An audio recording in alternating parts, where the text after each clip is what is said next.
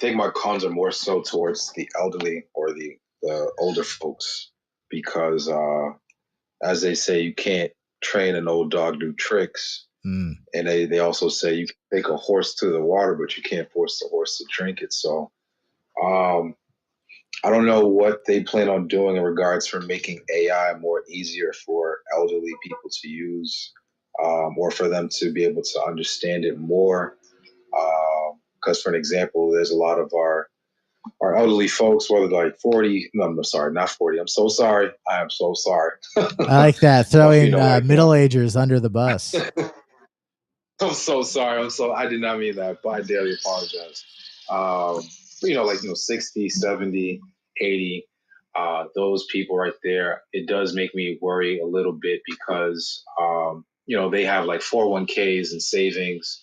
They don't necessarily involve themselves into like the new world. So some of these people don't even know that their 401ks and savings accounts are getting liquidated and not knowing that there's actual benefits to utilizing AI to help save their money, or not even save it, but continue a stream of funds so that you basically can go to sleep and not have to worry about making money or losing money. Um, so I know in that sense, I'm more concerned when it comes to the AI, especially, a lot of people, they're not tech savvy. They don't really relate to technology. I mean, shit, there's still people to this very day that use a flip phone, So, Yeah, if you um, have a flip phone in 2026, that's pretty respectable. More power to you. right. So, again, like, obviously, there's no ifs, ands, or buts. The world is going more towards tech, towards AI, robots, you name it.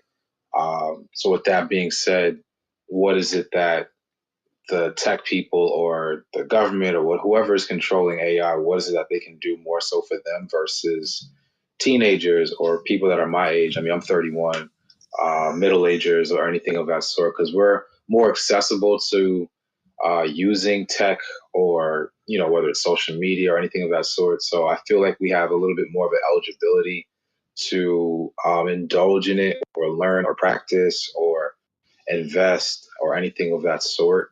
Um, but that would probably be my only negative when it comes to that. I'm also trying to think. I like that I though. mean, When in you some way, when you shape, mentioned the elderly, or originally I thought, oh, um, elderly people using AI and not knowing what they're doing. But then you're saying no. The problem is, and I agree with you. This is a really different way to look at it. The problem is that AI might actually be pretty useful to a lot of elderly people. You specifically mentioned finances, but it could be a whole plethora of things. But probably less absolutely, likely to use it because they're less familiar with it, and less likely to be able to use it because they're less familiar with it. Yeah, that's a really interesting way to look at it. absolutely, I absolutely agree with that because, again, I mean, we're definitely moving towards that world. But the question is, like, what are we doing to get people into that? I mean, even right now, like, people are losing their jobs to AI, to tech. I recently just saw with McDonald's that they now have like a drive-through, uh, basically robot. So when you are handed your food, it's now a robot handing you your food. It's no longer a person. And I thought that was pretty Well, detrimental. yeah, if that exists, Okay, that's really an advanced pilot of a situation, because like, the idea of having a robotic arm that really replaces a human being as opposed to like a welding machine and like a Toyota factory or something, the cost value is not there. Like, it's just so expensive to design and implement and repair. And then usually you have to have somebody there in case it breaks. So they already have an employee that's not really being replaced, just kind of shifted into a different role. But I haven't seen right. that. So they have an actual McDonald's where like an arm hands you your food. Not even as an actual whole body. And I've seen in convenience stores, like, for instance, like Trader Joe's or something like that, in the UK, not in the UK, in Europe, where a hand is basically, you're dealing with a hand. You're no longer dealing with a human being. See, that surprises So me the because fact Europe that, is a lot more protectionist about jobs. I feel like you'd see that more in Asia or the US than Europe. oh, trust and believe, is hitting everywhere, my boy, everywhere. They're just not talking about it, or they won't want to talk about it, making it seem like it's this bad thing. And then the moment, like, let's say Asia or America starts talking about it, you're gonna see them start talking about it too. But how could you hide something That's like all. that? Like everybody would take a picture of that when they walk in. It would be on TikTok and Instagram within minutes. Absolutely. But I don't think it's I think if anything, if you go on website right now, you'd absolutely find in the UK, definitely in Asia too, that they are starting to use the hands, even the hands to start flipping burgers.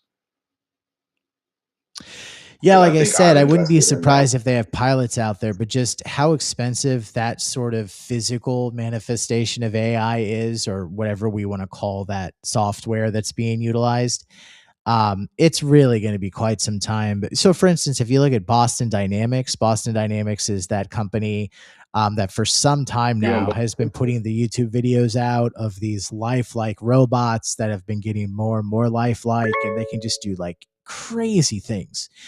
It's like Are you 88% in Boston? owned by Hyundai, which is a South Korean car company. And 60 Minutes did a big report on them sometime in the last maybe 4 months, if memory serves. And basically, they said we are putting so much money into this because we want to be a leader. But even we don't anticipate that these are going to be out in our factories or anywhere else anytime soon. We just want to be the leader. So eventually, when it happens, hey, look to Boston Dynamics and we'll hook you up with some really nice AI robots.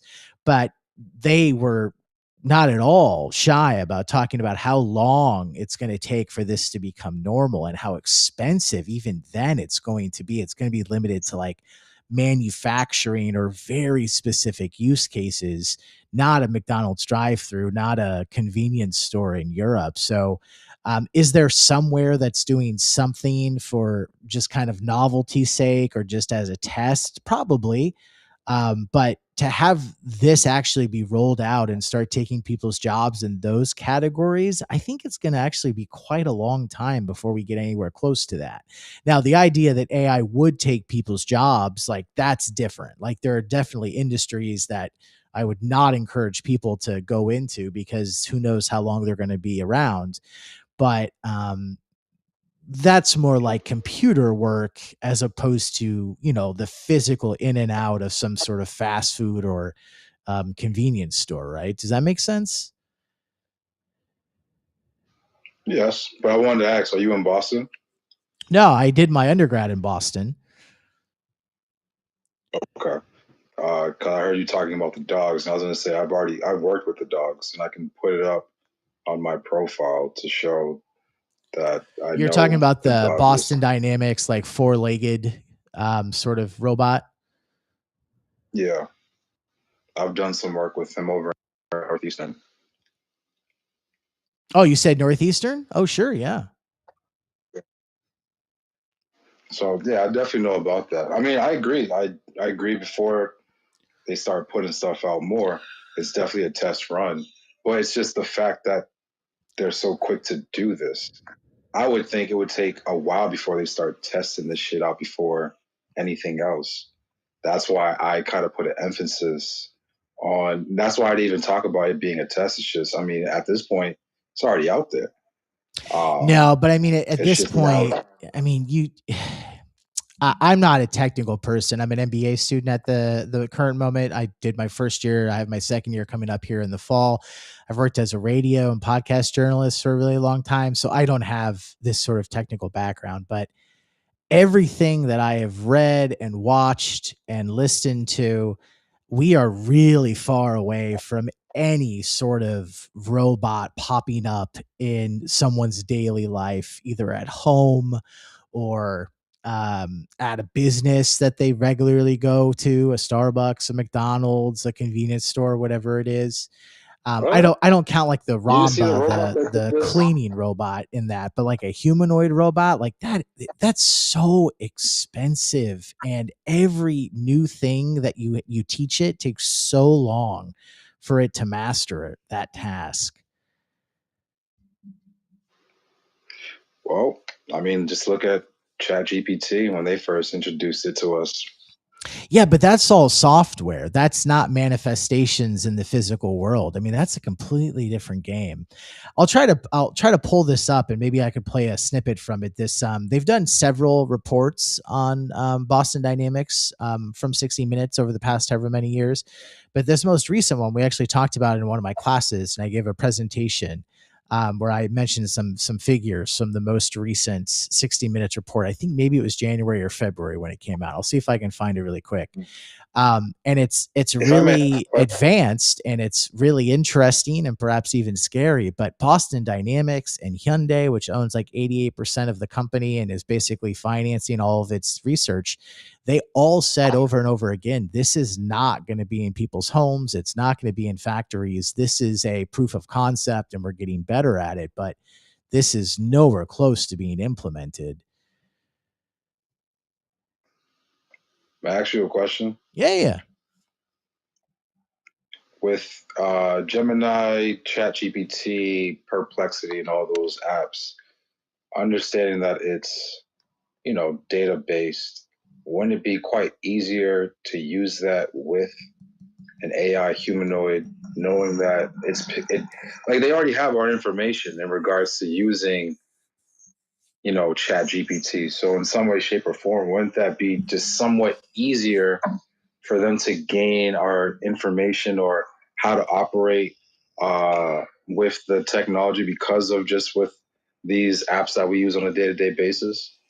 Um, I would say not necessarily because so in this 60 Minutes report, they were talking about, oh, we want to teach our humanoid robots. It was a certain model. It was the most realistic one I've ever seen. It really did sort of look like a human.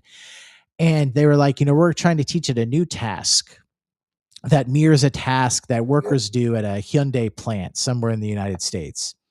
And when they first started teaching it the task, it was really bad. Like it fell over like a couple of times. And they showed us that because they said, I've this seen is, that. Yeah. oh, yeah, this is always how it works. When you first start doing something, it's terrible.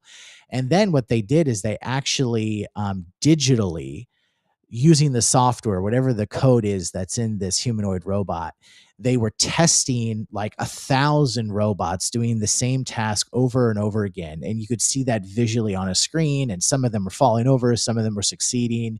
It was just testing it over and over and over again. And it was learning how to, not make mistakes. And then it just kept doing it over and over and over again. So the testing actually is the physical testing of the humanoid robots doing tasks where it's gathering data, but it's also virtual testing, like thousands, Mm-hmm. hundreds, thousands of robots making mistakes. And then they came back, and I forget how long of a time span that was. They came back after all of that was, was done, and then the robot was able to do the task much better. I mean, it was still kind of janky because it's a development work in progress, but it had shown marked improvement, right? And Right. that is not something that Chat GPT is learning how to do by talking with us. So if you're trying to design a robot that interacts with humans and is maybe human like, then yeah, maybe you could roll one of these large LLMs, some of that data, some of that learning with all the different users. Because LLMs, whatever you're doing with them, they're always learning and they're always keeping track of those conversations, at least aside from trying to sell you stuff, just to see how the conversations are going to try to improve itself self diagnostically.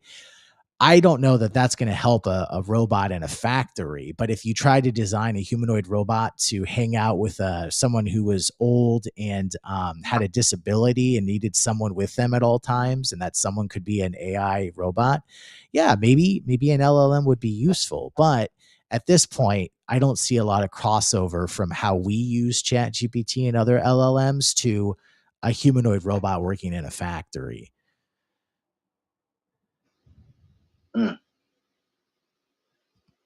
Well, all I can say is we'll see. But to answer your question, I mean, I do think it's helpful, but I would say as they continue to introduce AI, it would be nice that they find a way to bring everybody into it. But at the same time, I mean, you know how this world works. But it would be overall helpful. I mean, you will even have dumb people sounding smart. Um, Yeah, I mean, I think the so AI, just like the internet, there's dangers. You know, we've said here on the show the past couple of weeks, you know, one day the internet was a thing and the next day it was full of porn. So AI is kind of going the same route. And so, you know, it's just like any tool. It can be used for evil or it can be good for used for good or just kind of something that's neutral in the middle. But what it does do, um, like on objection, it's very clear this is what one of the things that AI does is that it gives complete low cost, easy access to information in a way that we've never had before. Like, yes, for some time now, you've been able to go on websites and look up facts, but then you had to like go to a website, you had to like track it down. Now AI has done all that work for you. Sometimes it'll even give you citations to websites you can go to check its work. But whatever the case is, it's this like working, talking encyclopedia. It reminds me of Star Trek when they, you know, some Starfleet officer says, "Computer, tell me about this alien ritual." And then, you know, it'll just spit out all this information.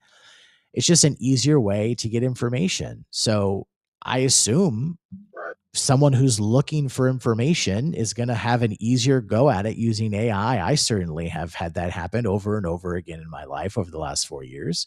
And if you're someone who's growing up now and you don't like your teacher, teacher doesn't like you, whatever it is, I mean, as an MBA student the last year, I supplemented every class that I ever had with AI. I would ask additional questions. I would take my notes and feed it into AI and have it quiz me back. I would take pictures of things the professor had written on the marker boards. We had like the super marker boards where they're like, you can pull them up and pull them down. So there's like three on each side, and you can just take like four different photos to capture all of them. And I'd throw that into AI. And I would say, like, some of this I don't understand. And not only do I not understand it, but it has to be in the format that the professor prefers because this is economic theory and there's ways people talk about it on YouTube and other professors teach classes, but it has to be the exact way my professor talks about it because that's the way our midterm and our final exam are going to be. And mostly ChatGPT was really good at that. So I think I'm a better student using LLMs. I think if I was teaching, I've taught in the past at the university level, but I'm not doing that currently because I'm in the MBA program. I feel like I'd be a better professor if I had AI to back me up. So I once again, I'm glass half full. I think that mostly this is a huge benefit for everybody. The only thing is, like you said, trying to make it accessible for everybody. That's not a goal of like any company in the United States that's on the advancement of oh yeah, artificial intelligence. They just want to be able to make money. And if that means more users, then yeah, they're going to try to make it accessible. But if that means just selling it to companies, or if that means just spying on us to find better ways to advertise products to us, that's what they're going to do. right. I mean, well, you know, that's why I said. I mean, I don't know at the end of the day if that's something that would happen, but it would be nice because I mean, the government would rather see people go than see people stay. And I'm pretty sure that is the goal. But I did see that you had these two messages. I don't know if you wanted to play them real Yes, quick. thank you, Moon. You're better at this than I am. I should play these quicker as they come in. Thank you, Isabel. Isabel, let's hear from you. Hey, Chance. How are you? I use AI sometimes for videos when I'm doing my poetic videos. Sometimes I'm trying to get away from it now as I'm recording a lot more. And so, the music videos, I use a little bit of AI. They have these apps now that you can put your photo in. It's your face, but like this whole superhero and stuff like that. I like that. But I switch it up. I mix it. It's like a hybrid thing. I use myself and then I use some AI stuff, like the video. It's easier than it's cheaper, right? To go ahead and pay a whole bunch of people to film you and record a whole video type thing. And it's easier. That's about it. Yeah. Yeah, no, I agree. What the stuff you can do, even with just free or very cheap and expensive AI products, is insane. I remember when I first started using AI, it was just typing and getting output as text, and then there were different AI models that allowed you to clone your own voice and have that be locally on your computer, so it wasn't part of some database. They also had ones that were part of databases, and I always tried to avoid those because I didn't want my voice to get out there. But the way that that was really helpful as an audio journalist was that if I was in my home studio recording and everything seemed good, and then I submitted a story, but then I heard back from my editor that I had to redo something, but then I was out of the house or I was off somewhere else and I couldn't do it, you're screwed. You just have to run back to your house and do it, because otherwise the story can't air. But if you have these editors, you can go in and you can say, this is the text that I need to be redone, and it will do it in your voice. And at first it was not great. It was pretty close, but then it got really, really good. And then I would just send that file to my editor and they would splice it in because I was out of the house, so I couldn't do it. And if I was in the house, I would just record it because that would have been easier and faster. So it required a couple of steps, but it was amazing what you could do. And then the video came, and the video, like you said, can you can use your own face, and it can do things that would have been really expensive to do on your own, or it can just do out of these world things that you probably never could have done on your own. And it also can just generate wholly new people that don't exist, or people from TV shows or your family. I mean, it's just crazy what you can do with AI now. That creates a lot of problems because, well, all it takes is a photo or a snippet of audio and you can basically clone people without their permission. But if you're using it for good and you're wanting to, use your voice or your friends' voices, your family's voices, whatever it is, their faces, it's nuts what you are able to accomplish. I'll try to pull it up here. There's a channel. I'm a big Star Trek fan. There's a channel on YouTube called Starfleet Dreams. And basically, it's an AI dream of like really cool Star Trek ideas that never happened. And it started with kind of like small short vignettes of characters. And this channel, I'm not sure who runs it, but this channel has now done like full music videos. They do like, I want to say original, but it's not original. It's AI generated, but at least it's not something that's been copied directly from somewhere else. They do like different types of genres of music that's inspired by Star Trek themes from movies and TV shows. Like, it's just insane what this channel can do. And I'm so impressed by the quality of this Starfleet Dreams channel, but they only have, right now they only have 5,000 subscribers. I feel like it's going to blow up because this is just so good. Let me see if I can play something here.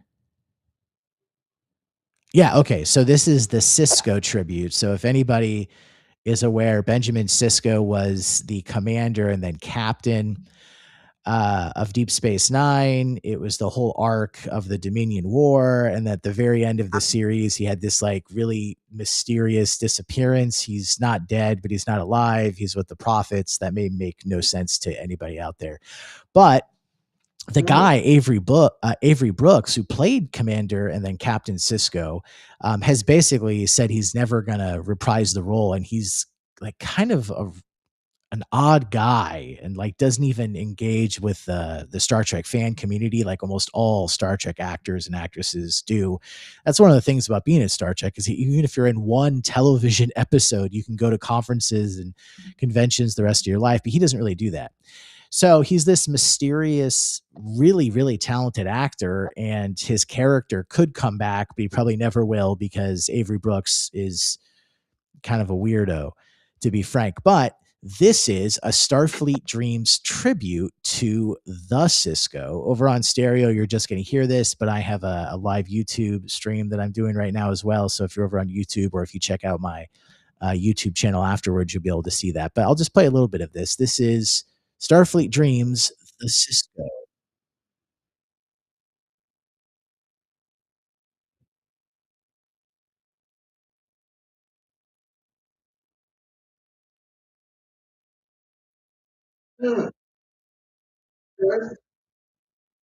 And then you don't see this, but the video is showing him and his father. His father owns a restaurant in New Orleans, and it's just as the video continues, it shows when he was a young officer and his wife was killed when they were fighting the Borg. And it's just like all of this is completely AI generated, but it is so lifelike. And the production Mm. value is insane. I can't believe that this channel um, only has 5,000 followers, something like that. So, whatever the case, you can do crazy things now with AI. So you're absolutely right. Let's go back and hear again from Isabella. Mr. Moon is so right. I was in the Vatican like 2 years ago in Rome. I went to Rome and then I went to the Vatican. Um, and I have to say that the McDonald's, I'll never forget, there was no people there. It was just these machines where all they did was give us I don't even know why they were there. I really don't even understand why the cashiers were there, because I went to them and tell them, I wanted to order, and they pointed me to a machine. I went to the machine, I ordered everything. It looked like pretty much press the button, whatever, wait for them, the food. They just had this machine where it just gave you the food, like the bags. It was all piled up. It was like an assembly line. Yes, I guess the humans were there to make sure that the machine didn't screw up, if that makes any sense. I'm still trying to figure that out. I'm listening. Yeah, that sounds Just more like like. CV. I'm sorry. Continue, Moon. No. I was agreeing. Yeah, there's a couple of little spots like CVS and those joints. Yeah, I definitely feel that. It's very machine like first, and then the people just stand as if they're like security, just watching you bag your own stuff. And I'm Yeah, the like, yo, self what the fuck? checkout. Yeah, there's always someone stands there so you don't just steal. It's still probably really easy to steal, and that's why some stores have self checkouts, but they don't use them because they realize that they were losing too much money from people not ringing up their all their items. But what we just heard her describe is what I'm more familiar with. Is you go into McDonald's and there will be people there, but if you try to order, they'll say, go use one of the self-ordering kiosks. Now, usually, if you say you want to order with a person, they will take your order, but they generally point you to the kiosks. And I think the kiosks may not take cash. So if you're paying with cash, maybe then they'll be like, oh, yeah, then I'll take your order. But then there might be some automation involved in how everything is processed and given to you, but there are still people there. That's what I'm familiar with. I've seen that at McDonald's. I've seen that in some other businesses, but I have not ever seen anything where the people are actually replaced by something more advanced than what I just described. I think it could happen at some point, but again, everything I've seen is that the total cost of implementing that is astronomical at this point, and then still you would have to have people there. At this point, there's no way to have a business like a Starbucks or a McDonald's without having people there, because one thing goes wrong and the whole cookie crumbles, right? So you'd have to have people there fixing things and quality control. Plus, usually in the West, you have to have people there because otherwise, especially in some parts of Western culture, people would just start stealing things. Now, I have seen like in East Asia where you go into a store and no one is there. I have seen this in multiple countries. And the first time I experienced it, I thought, what is going on? But it makes perfect sense. There are stores you will go into and no one is there, but there are cameras everywhere. And you just go around, pick up the stuff that you want to buy, and then you go up to the self checkout, scan it, pay, and then you leave. Now, in the US, that wouldn't work. because just 5 people would run in the second the store was open and just like take everything they could and leave. But in East Asia, where culture is really different and that doesn't happen almost ever, if at all, those sort of things exist. And I guess they seem to work. Every time I'm in Asia, I usually run into some sort of that. I've seen them in like candy stores or like self-serve ice cream. So not like scoop ice cream, but like cones that are in freezers and just like convenience stores that sell drinks and stuff like that. I've never seen that with tobacco. That always requires someone to hand it to you. And then, of course, Japan has tons of what do you call those vending machines? I mean, in Japan, you'll see vending machines everywhere, and that's been like that for decades. That doesn't require any specific AI. But yeah, those are things that exist in East Asia, and if you will, could be something we start running into in the West with AI and humanoid robots. But you can also do it in a way that just has cameras and doesn't really require that much technology and probably could have existed for the last 10 or 15 years like they have in Asia. I do have a question. I would say what's not helpful about having to create AI is that we're having to waste our water supply on AI, especially to the point where I'm hearing water might become, or if not, will become a stock in the market. So I think that's something like I'm curious, like, are they planning to use something else to utilize the AI instead of the water? Or are they just going to continue with this flow and we're just going to have to find a way to, I don't know, have clean water or I don't know. I don't know. I am curious about that because I do think that's that type of information. Now finding out that AI is using water for it to operate, I think that is definitely detrimental because that like what are we supposed to use for ourselves? And mind you, there's already areas like Flint, Michigan, other places in the South that don't have good water systems or good water flow. So you know, I think that is definitely um, something to be looked at. So what's interesting about that is that you're correct. There are data centers that are specifically for AI, and they take a lot of power, they take a lot of space, and they take a lot of water. But one of the things that happens with AI is that there will be a problem, and then not saying this is you, but I've heard this a lot, and I've seen this a lot in the news. There will be a problem with some component of AI, and people will be like, "Aha! Look at this! See, this is why we have to get rid of AI." But it'll be a problem that existed before AI. So if you look at data centers before 2022, November of 2022, when ChatGPT was launched to the public, and that kind of started this whole LLM revolution that we're in the middle of now. Before that, we have had huge data centers for things like Facebook, for Google, for other tech companies, and they had the same problems. They took a lot of power, they were kind of unsightly. They took up a lot of space and they took a lot of water. So this is not really a new thing. And barring a specific example of like one community that had an AI data center that was built and then it ran out of water, I haven't heard of that specifically, but maybe that exists. This is just the fact that it uses water. They're paying for the water. Like this is something that was very easy to predict. This was not a secret. And it's not that they're polluting the water. It's not like a nuclear power plant or something, but even nuclear power plants that have the possibility of polluting local water systems when something happens, like look at what happened with Fukushima in Japan, those still exist in the United States. Those are much worse for the environment and the community than a data center. So I don't think it's ever approaching the point that communities aren't going to have drinking water. It's just, do they want to have a data center in their community that is using water?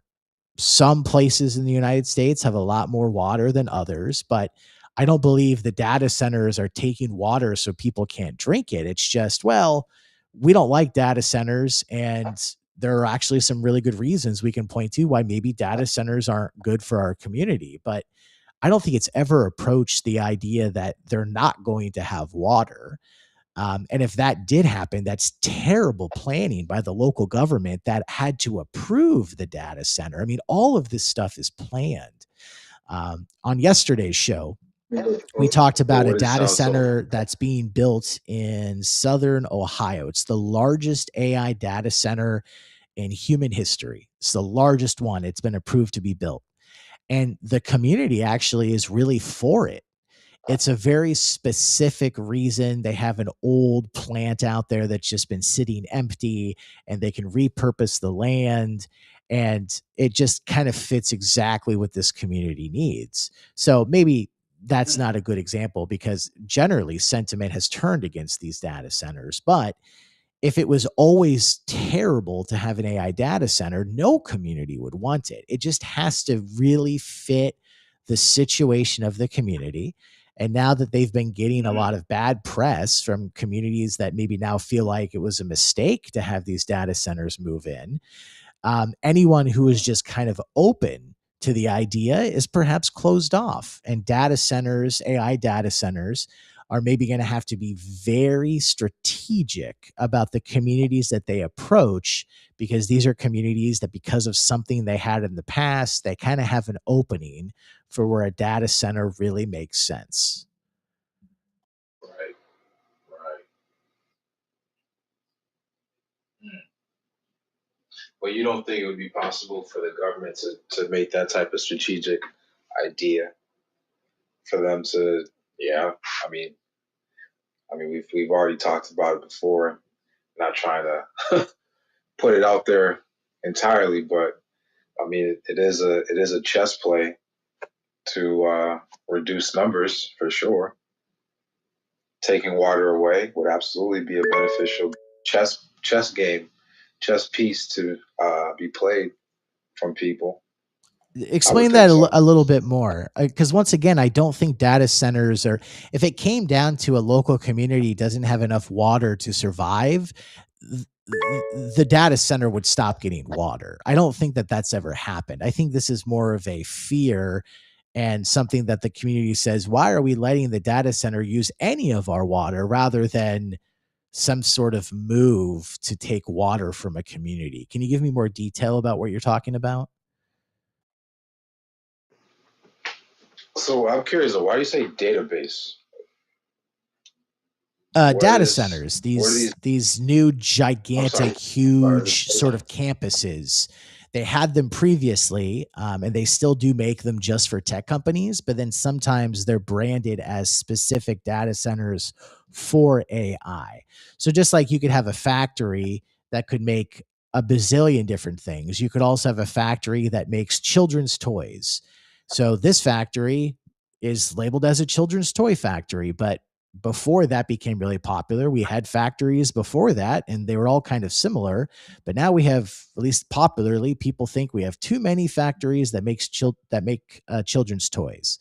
That's the way I feel that data centers have kind of gotten a bad name, but specifically data centers for AI, because there's such an anti-AI push in America right now, because people are afraid of jobs, and they are afraid that literally, I've talked to people on stereo. People think that eventually AI is going to try to take over. I don't think anyone thought that about Facebook, even though Facebook, Meta, has data centers across the country, and Google has data centers across the country. And those are just to maintain Google products. It has nothing to do with Gemini, or nothing to do with whatever Meta's AI is. I'm not sure if it has an actual name attached to it. Mm, okay. Well, I definitely don't want to give false information. I would rather show the link or the photo of what I saw. But basically, there was if I'm saying it correctly, a AI generated system underneath some water. So I guess if you're saying it's a data center, then I guess that's what. Those are not built underwater. They will access water, but they're built on the land. Mm, okay. Yeah, like I said, I don't want to give any false information. I think I'd rather message you and send you either the link or the photo of what I was looking at. Um, because I could be speaking on the same thing that you're speaking on, but just misinterpreting what I saw. But again, I don't want to give false information. Yeah, sure. Send me something, or I could try to look it up now. I appreciate that. Let's go to some messages. Let's hear from Rufus. Oh, hold up now, big head. What you doing, big head? I seen some movement up under that cover, up under that blanket. What you doing, big head?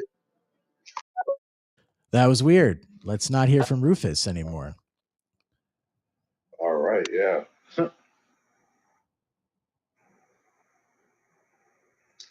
Does he have another one? Oh, okay, got it. Yeah, but I rolled the dice on the first one, didn't really hit, so I'm gonna go ahead and ignore that second one. Hey, how you doing? Penelope, that's right. Penelope left us some great messages recently on a show here on Stereo. But let's look up AI data centers and read more about these, because there's a lot of, it's not a mystery. There's a lot of information on them. Some people think they're good for the local economy. Some people think they're bad. But it's all above the board. I mean, you know what you're getting. Usually they make some deal with the local government or even the state for some sort of tax rebate or something. And that's why they built it there as opposed to somewhere else. And it used to be that everybody wanted these. Now they have a real bad connotation in American culture.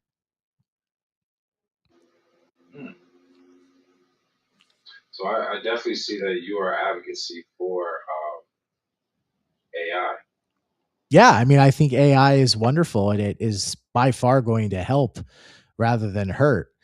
But right. I don't think it's all going to be sunshine and roses. I mean, some jobs are going to be lost. I'm old enough to remember that some jobs were lost with computers.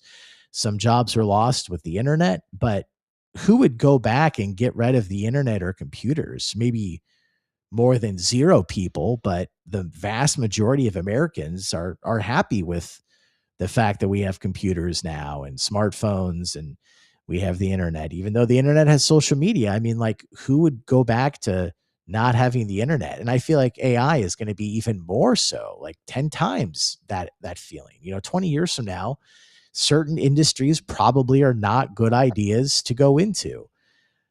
That's already starting to kind of be apparent today. But like, I don't know, like as a journalist, as a student, just as a human being, I am so happy with what I get out of AI on a daily basis. Add on top of that, that AI is a safer system to have drive a car than a human. Data from Waymo shows that that's true. There's just countless things that AI is better at. I was reading yesterday on a show that a bunch of children, I think again, it was in Boston, a bunch of children at the Children's Hospital in Boston had these rare illnesses and no one knew what was going on. And then they consulted AI and AI solved dozens of these mysterious cases by looking at the genomes of the children. These were very rare, like genetic orders. And they didn't cure them, but now these children can, their families have the comfort of knowing exactly what issues medically the children are facing. They can have treatments and they can move forward where before it was a mystery. I mean, these things happen all the time if you go out and read about them. AI also has issues. AI has, especially earlier on, less now, I think, but AI has told people some really crazy things. And people have unfortunately engaged in some crazy activities after hearing those crazy things. So it's not perfect. It's a work in progress, but you know, the internet has certainly had its downsides. Computers certainly have had their downsides, but again, who would go back to life before the computer revolution? Who would go back to life before the popular usage of the internet? I would never wish that on humanity. And I think in the future, we would never wish that we got rid of AI because it's going to be such a game changer. Right.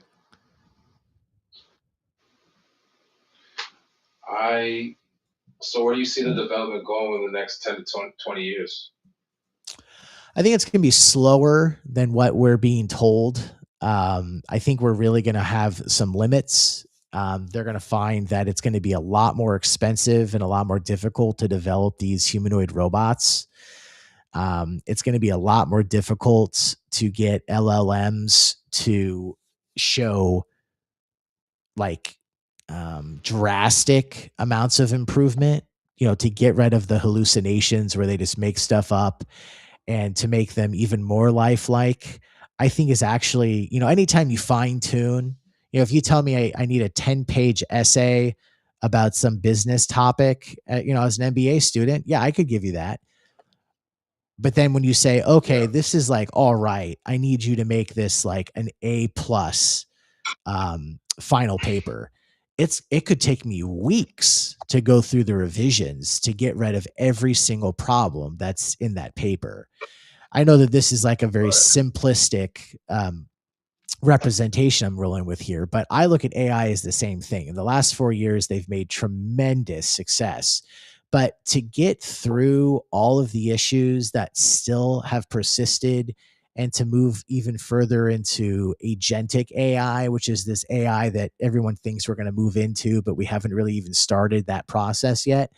I think it's actually going to take a lot more time than anyone realizes. It's just like everything. People get really excited, they invest, they think this is going to be a huge revolution, and maybe eventually it will be. In fact, I hope it will be, but figuring out those details, crossing the T's, dotting the I's, I think that's going to take a lot more time than anyone ever really thought would be the case. But easily I could be wrong. That's just my intuition. That's what I've seen in the last year, talking with business leaders and talking with professors and going to MBA conferences and talking with business consultants. Everyone's using AI, but nobody has told me that a bunch of people have gotten fired yet. Now, clearly there have been some layoffs, and you can argue which ones were exactly replaced by AI versus which are just tech layoffs in general, because the tech industry is kind of readjusting after there were a lot of successes, but now there's some companies that are failing. And even though AI is a game changer in the last 4 years, we really haven't seen the layoffs that people have been warning us about. I read an article on the show yesterday that talked about how actually the layoffs that we have seen thus far that can be attributed to AI replacement is very similar to the layoffs we saw in the beginning of the computer revolution and the internet revolution. And this is all to be expected when you have this new technology that introduces all these things that we weren't used to before. So again, I think we really haven't gotten as far into the negatives of AI that most people think we have, and we still haven't gotten into the nitty gritty of, wow, look what we can do now. I think it's going to take a lot more time. This is the New York Times. This is the article I was looking for. I'm sharing this over. Oh, I'll play my sweeper so people know what I'm talking about. This is Chance Encounters live AI conversations. Visit tr.ee/Chance Encounters for links to our live YouTube video stream, buy me a coffee listener support, and X Spaces audio simulcast to call into the show live. Those and all other links at tr.ee/Chance Encounters.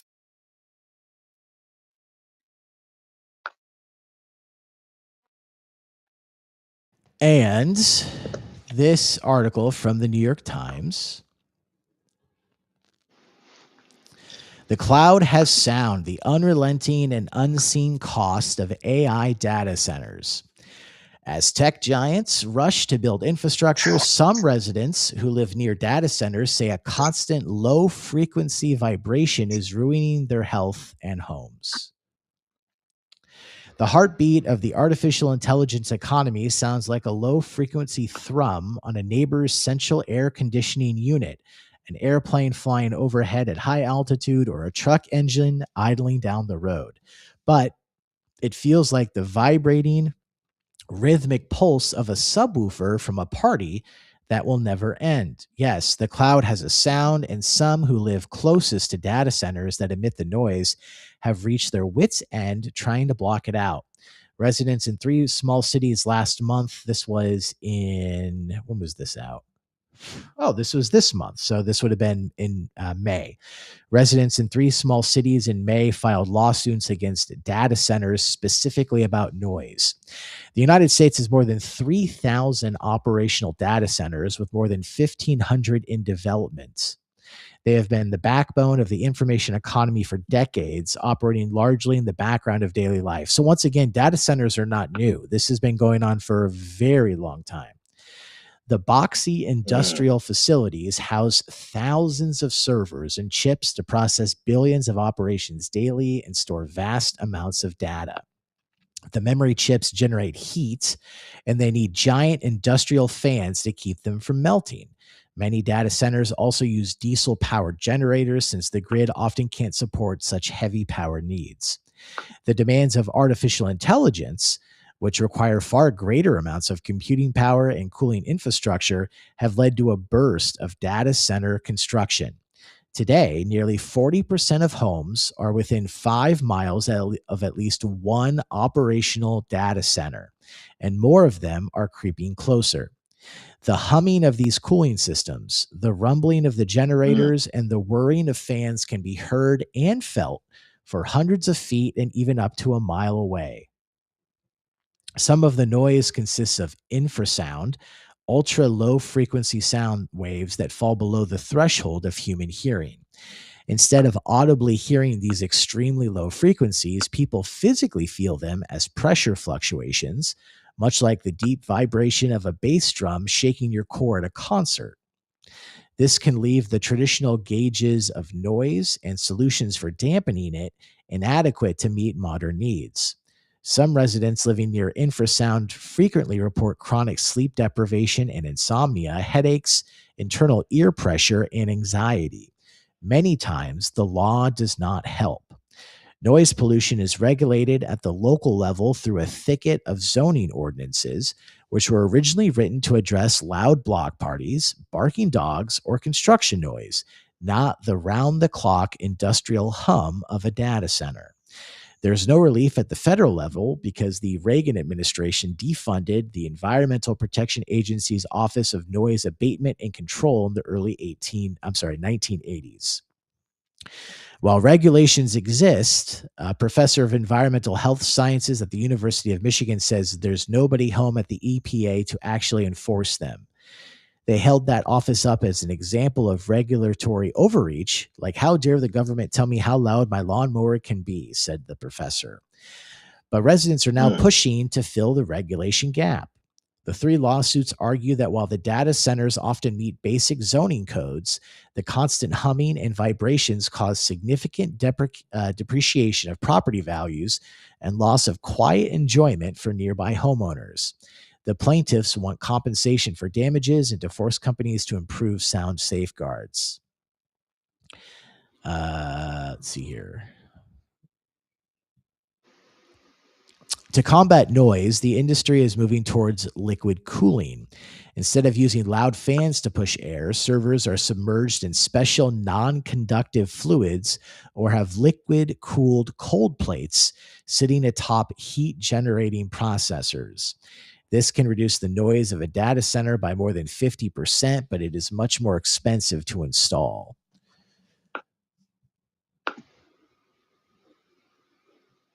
Let's see here. What Very else?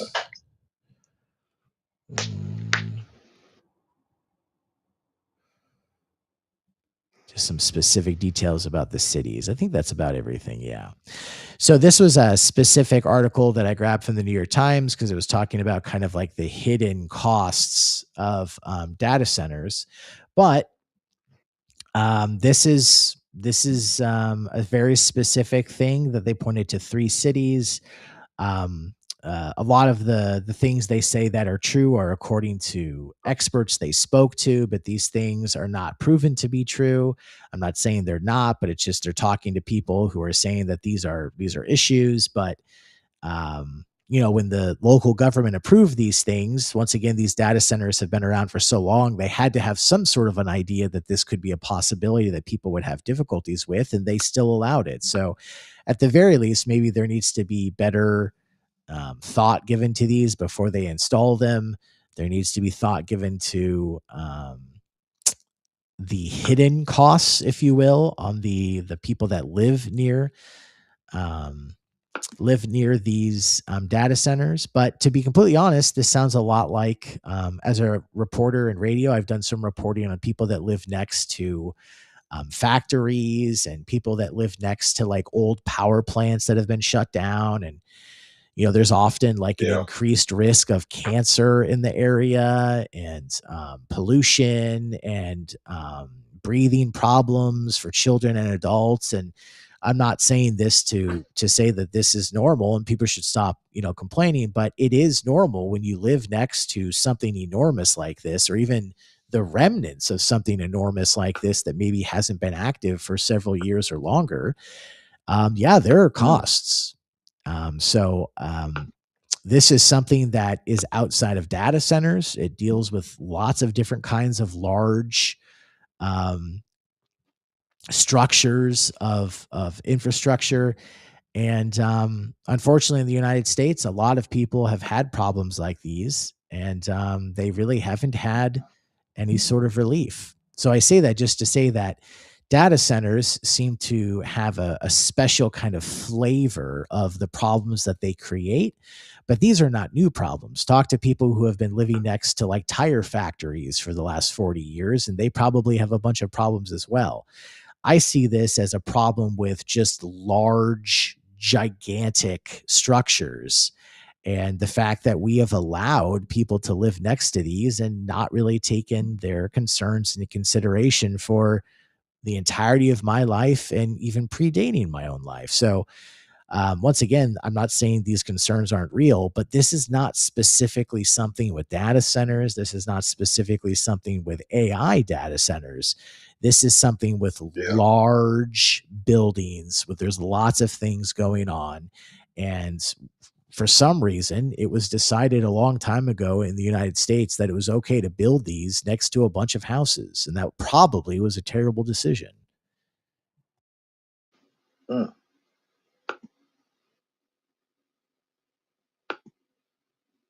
Said probably. Well, that's the journalism speak. You don't want to make any declarative sentences that you aren't 100% sure on. But yeah, definitely, this seems like a very bad idea that has been a slice of Americana for longer than I've been alive. Yeah, that's deep. I wouldn't want to live next to a data center. I wouldn't want to live next to a factory. Absolutely not. Yeah, no, that's real. Yeah, I definitely I would not want to live in Indiana for sure. Definitely not. Yeah, factories is not where it's at. But I mean, what would you suggest? Well, the problem is that once you have these built, especially when you could probably prove in court, aside from maybe these new AI data centers, which we're learning more about because they haven't been around as long, but just data centers in general, they've been around for decades, and then giant factories have been around for 100 years or longer, right, in the United States.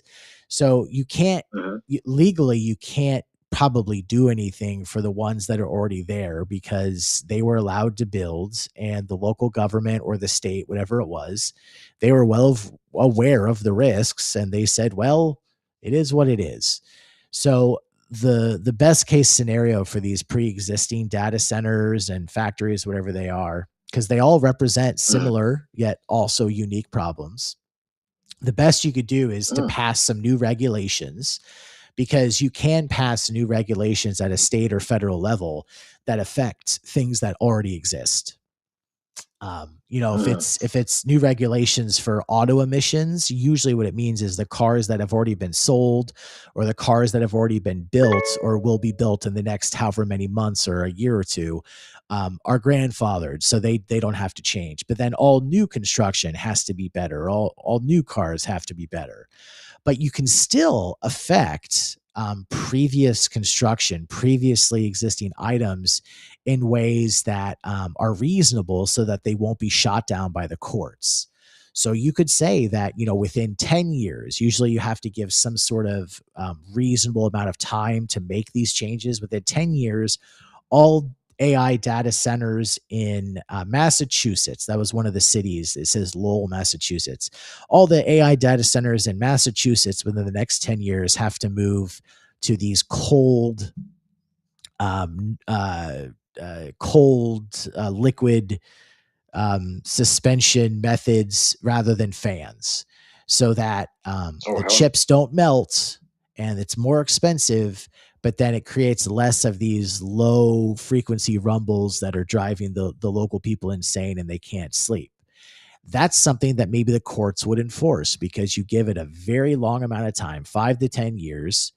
And that gives the companies enough time to pay for that. That gives the companies enough time to troubleshoot it and get it done. And probably you're going to have some companies that don't meet those deadlines, but they'll be, dealt with kids' gloves, and they probably won't be fined or anything. And probably, 10 to 15 years rather than 5 to 10 years, you'll have all of the data centers in Massachusetts actually doing this. That's a way that you could do it. But once it's been built, it's going to be really hard versus the new builds. When you say you can't build a new one unless you also agree to build these cold storage things so that you don't have to use fans, that's really the best solution. It's really hard to go back and fix things once they've already been built. And then just imagine you get a new governor, you get a new state legislature, and it's only been 1 year, 2 years, 3 years since you passed this. In 10 years, it has to be changed, and then they're going to repeal it. So there's all these different things that could go on that could shoot this in the foot, that have nothing to do with companies saying we're not going to do it, or companies saying it's impossible to do this. You see this in American politics all the time. You have big swings between the big parties. You'll have a governor that's a Democrat, then you'll have a governor that's a Republican. You'll have Congress that's a Republican majority, and then it will be split. And then the Democrats will come through and they'll have a majority. And then they basically kind of undo each other's legislation. So it's really difficult. And I don't feel super bad for companies, because in the US, companies are always trying to make money and they're never looking out for the health and well-being of Americans. It's just how our country works, for better and for worse. But I can understand it's hard for a company when they got a deal, they signed a contract, they say, we're going to move into this area, we're going to provide all of these jobs, and we're getting some sweet tax write-off deal from the government, and that's why we're going to build it here rather in a different state. And then all of a sudden afterwards they say, oh, you have to spend all this money so it's less noisy. I don't have a lot of sympathy for these companies, but the companies, they've done nothing wrong. In theory, they have followed the rules, and it was the fault of the government to not understand that they should have had better enforcement before they stuck those gold shovels in the ground and broke ground like they always do. And, they film a bunch of people in suits sticking the gold shovels in the ground, and then they bring over the real people and they actually start, digging the data center. So it's complicated. No, it sounds complicated. Definitely sounds complicated. I think you actually have a message. Yeah, let's hear from, thank you for the reminder. Let's hear from Vladsky. No matter what technology comes along, there's always going to be a group of little do-gooders that are going to complain about it. We can't build it next to people. Okay, we'll go out here in the desert. Can't do it in the desert. Okay, we'll go over here in the mountains. Can't do it in the mountains. We don't know what it's going to be like. We don't know. Nobody knows. Yeah, that's part of doing things. Nobody can predict the future, and people that pretend to predict the future are charlatans. What you can do, though, is you can go through life and enjoy it without trying to get in everybody else's way, pretending you know what's best for them. Yeah, talk about changing perspectives. Yeah, that's one we haven't heard yet on the show. I appreciate that, Vladsky. Feel free to leave us some more messages. I can't get 100% behind that message. I think it is important. I've lived most of my adult life outside of the United States. I grew up in a 900-person town in the Midwest. did my undergrad in the United States, and then I moved abroad, and I come back to the US mostly to go back to school. Currently, I'm an MBA student. Yeah. So I'm back in the US. But living abroad and traveling abroad, I've seen that most other rich, advanced nations take care of their people much more than we do in the United States. I don't say that to be political. I say that because that's what I've seen everywhere around the world. And so the idea of telling a company you can't build a giant factory or a giant data center next to a bunch of people that have been living there, I don't think that's telling people what to do. I think that's looking out for the citizens of a country. And that's something that's much more likely to happen in Europe, where they say you can't build here because that's going to really affect people who are already here, or that's going to affect nature, than in the United States. But even in the United States, most places have zoning, and you couldn't just build one of these next to like a school. But the issue is we just read from the New York Times, they save something like 40%. Let me find this. Today, nearly 40% of homes. So that means like all homes in the United States, about 40% of all homes in the United States are within 5 miles of at least one operational data center. That's not like factory. That's not power plant. That's a data center. It doesn't mean AI data center. So it could be a data center just for Facebook or Google or just some cloud computing company. There's lots of reasons you would have data centers over the last 20 or so years, but that's insane. Like something like 40% of homes in the United States are within 5 miles of at least one data center. That's not ideal. That's what I'm saying. And if you compared that to like Italy, or you compared that to Japan, I guarantee that's a lot lower there. Yeah, absolutely. So I'm not saying, America's bad. I'm actually pretty pro-America, but there's a cost to our very pro-business system. There's a cost to the enormous amounts of personal freedoms that we have in the United States. You go other places where they have less personal freedoms, if you will, less freedom of speech, less gun rights. But boy, their daily life, I have to say, is much more pleasant and easygoing than anything I've ever experienced in the United States. And I've lived quite a few different places in the US. So, everything's a choice. So in the US, we kind of leave things alone, and we let companies do a lot of the things that they want to do, and we don't interfere with that. We still do have zoning, we still do have regulations, but it's a little bit more, free range in the United States. Kind of do whatever you want. And that leads to a lot of innovation. I think it's not a surprise that the AI large language model revolution came from the United States. We're not the only place that's making advancements right now in artificial intelligence, but just like everything else that seems to happen in humanity, when there's a big advancement, where does it always come from? It's almost always from the United States. And that's because our system is very pro-business and very pro-innovation. But about 40% of people in the United States are within 5 miles of at least one operational data center. That is the cost of that innovation. That's one of the costs of that innovation.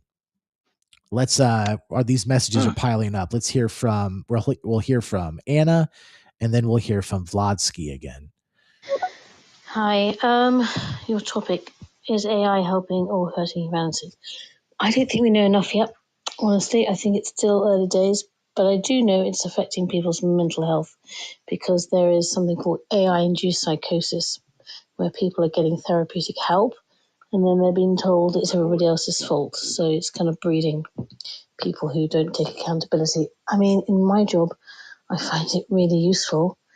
It cuts my preparation by, a third. So I'm a fan, but I don't feel very good about the environmental impact it has on the planet, like, all the water they use and et cetera, et cetera. But I don't think we know enough yet as to what the repercussions of it are. You might find there might be whole renaissance of people saying, I'm not doing AI, I'm going to be creative. Who knows? Yeah, thank you for the message, Anna. Please leave us more. Yeah, we were talking a little bit about the water, I think, before you joined us. That's not something that's particularly new about AI centers, but AI data centers run hotter than just normal data centers that we've had around for the last 2 decades or longer. So they probably use more water. But again, I am not aware of an AI data center that's using so much water that there's not enough water for the local population to drink, or like it's polluted so they can't drink it. That's more like a power plant situation, which has been, unfortunately, in the United States for a long time, that well predates AI data centers and just data centers that we've had longer than we've had AI. So it's certainly a concern. I don't know that it's a new concern, and I don't know it's as big of a concern as we often hear about. But yes, there are certain parts of the United States that are basically deserts, and particularly the Colorado River has been getting lower and lower because so many communities, so many states are basically sucking out the water from the Colorado River. So water is a real problem. I don't know how much of a negative AI data centers are for communities where water is an issue. It sounds to me it's more Yeah, like a talking point, but it certainly is a real issue. I'm just not sure how much value to assign to that specific problem surrounding to AI data centers. that's real. No, I can dig it. Like I said, I'm definitely gonna try to see if I can send you that link or that photo from what I was seeing, and see if it was what you were talking about, or possibly something different. But I Yeah, definitely Moon, you could got you. also feel free to describe it. I could try to find it. But yeah, you could send it to me, whatever works for you.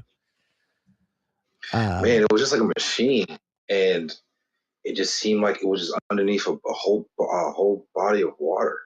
Now I don't know if at this point it could be like the ocean or some shit, but it just looked like they were pouring water into it. Yeah, it could be. It doesn't ring a bell for anything I've ever heard about associated with an AI data center, but who knows? If you find it, let me know. Let's hear from Vladsky again.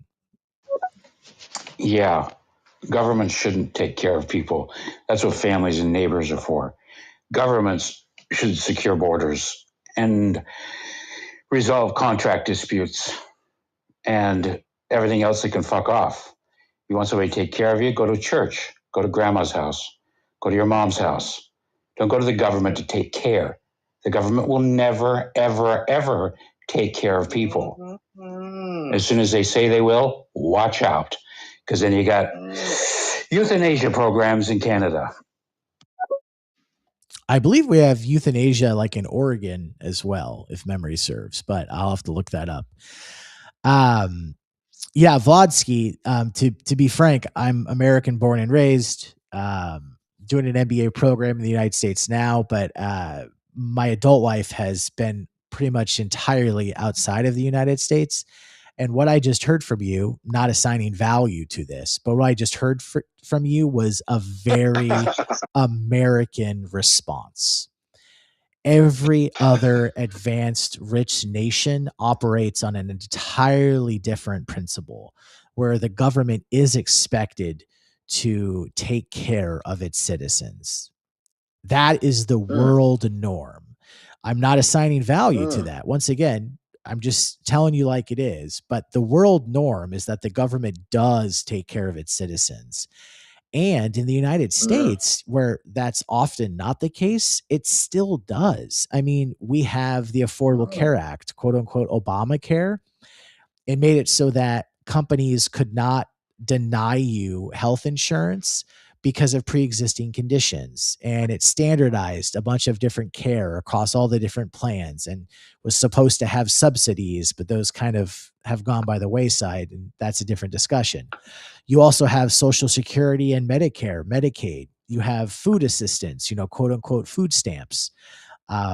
You have so many state and federal programs for the needy. So even in the United States, where mostly we don't expect the government to take care of us. The government takes care of so many different things, especially if you live in a more blue rather than a red state. Or even if you live in a red state, you live in a major city, because most major cities in the United States are blue no matter what state they're in. The blue-red divide is actually more of a urban rural than it is a state to state, but it is also a state to state divide. So even in the United States, you can expect a certain amount of the government taking care of you in the ways I've just mentioned, and other ways that are too numerous to quote right now. But you go live in France, or you go live in South Korea, like, oh man, the stuff that government does for you. You go live in Australia, even developing countries. I was in the Peace Corps in South America, and some of the stuff that I learned that the government or the local government did for people, I was like, we don't even do that in the US. The US, once again, not assigning value, but the US really is an outlier. It really is not like the rest of the world. And you can say that that is good. Right. You can say that that is bad, but it is true that we are the outlier in so many things. Yeah. Sorry, Mooney, you want to add something? Oh no, if anything, I was agreeing with what you were saying. But I will say, if I was to subtract what he was saying in regards for the government can't take care, or the government should be taking care of you, the only thing I could agree with what he was saying was that, because he did kind of sound traditional sense or old traditional, with like, if you feel sick, or, just go to grandma's house, or just, the importance of like family or community. So that's something I definitely will advocate for. But other than that, that's all I could really say. Yeah, it's a great addition. Thank you for bringing that up. I also cannot be against. I am not religious, but if you find value in religion, you can find a lot of community and a lot of support, both from your local church, your local whatever organization, but also any national ties that has. I know several people who are members of the Church of Latter-day Saints, and they did the gospel. So they went like a couple of years abroad to some random country and tried to tell people about the word. And that seems like a life-changing, positive experience. And they always say such great things about it. And I am not a member of that church. I'm not a religious person. And so that's an opportunity that I did not have available to me. And I bring that up to say that church can be absolutely wonderful. But church exists in other rich countries as well. And they have all of those same opportunities. Plus, they expect the government to take care of them in ways that we don't really expect in the United States. So you still have that other places. You still have family in Norway, So they have all the things that we can depend on in the United States. Plus, the government is expected to provide them with much more. Now, that often is tied into tax. So I'm not assigning value to any of this. There is just always a price that has to be paid. Nothing's free. There are no free lunches. But to tie this into AI, because that's my goal, I want to have all these conversations be about AI. I'm an MBA student. I want to apply for a PhD in the fall in something business and content related to AI. And so that's why I'm doing these AI conversations, and I appreciate everybody being a part of them. If we think about the difference between the United States and the rest of the developed world, the rest of the rich, developed countries, the way that we have less government intervention in the United States also plays out in AI policy. Right now, there's stricter AI policy, just like there's stricter social media policy and internet and privacy in the EU and places like Australia than there are in the United States. And it stands to reason that going forward 10, 15, 20 years, there's probably going to be a lot more AI development in the United States than the EU, than Australia, because we are so unfettered. We are so kind of do what you want. And that has benefits. It also has drawbacks. But if you're just thinking about pure innovation, It's no surprise that ChatGPT really kicked off the LLM revolution in November or so of 2022, and it was from the United States. Not everybody who works for ChatGPT is American born and raised, so we always attract the best workers and people from all over the world, but it happens here one way or the other, or it's American investment somewhere else. I mean, America's always tied into like every single advancement, and that's not by chance. It is by design. So again, not assigning value to any of these, but there are costs to be paid for that advancement that has taken place up to today and probably will continue to take place with AI compared to other countries. But just personally, and this is where I will assign judgment, as someone who's born and raised in the United States and has spent most of my adult life outside of the United States, I prefer to live outside of the United States. That works better for me. Living in countries where you pay higher taxes, but the life is much more pleasant. It's much more beautiful. There's so much more nature in European cities than there are in American cities. There's so fewer cars. There's so much more walking and riding bikes, and it's just more pleasant. Now, granted, it's slower. It's so slow. I wouldn't call Europe efficient. I wouldn't call Europe, the most develop heavy place. That's the United States again. But for my life and for what I'm looking to get out of life in this stage in my life, I would rather live outside the United States. And that's a judgment call. That works for me. Doesn't have to work for you.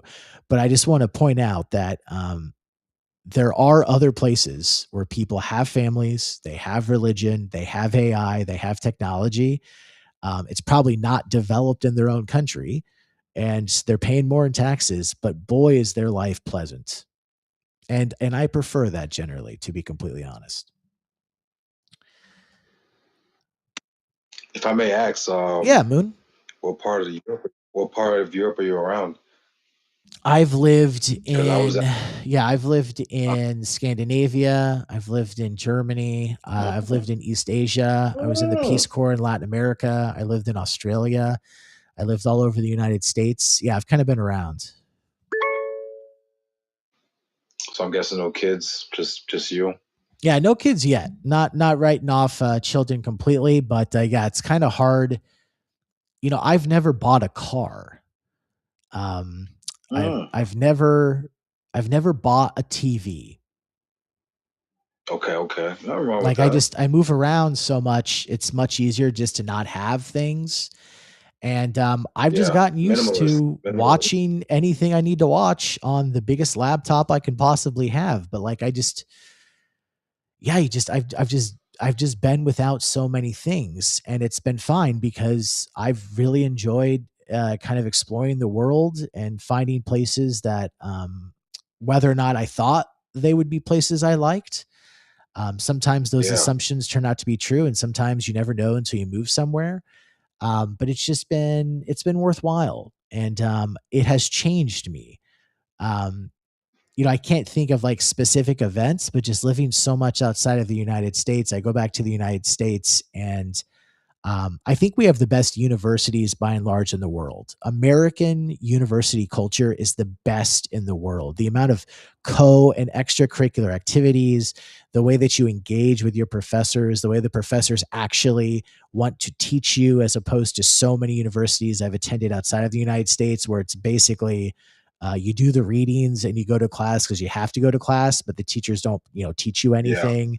And like in Europe, you go to a university, it's just classes. Like, you go to even a small private college in the United States, and there's so many other things outside of the class that you can get involved in, let alone going to a giant mega university in the United States where it's like a city surrounding you, right? So one thing I will never put down is the American university system. Even state schools in the United States are so good in comparison to anywhere else that I've been. So that's something I think we do really well. But aside from that, when I go back to the United States, it does not feel like a place I want to stay long term.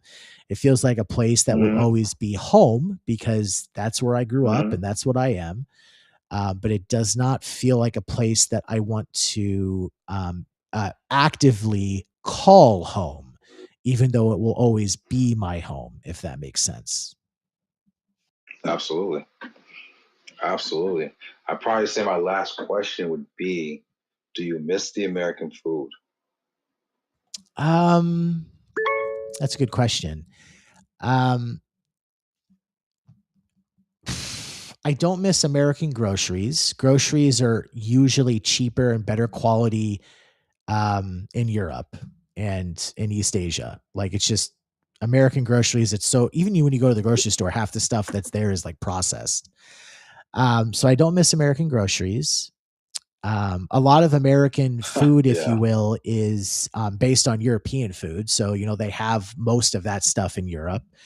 Um, American Chinese Wow. is really different than Chinese food. So I can appreciate both American Chinese and actual Chinese. They're different Right, but right, related right. things.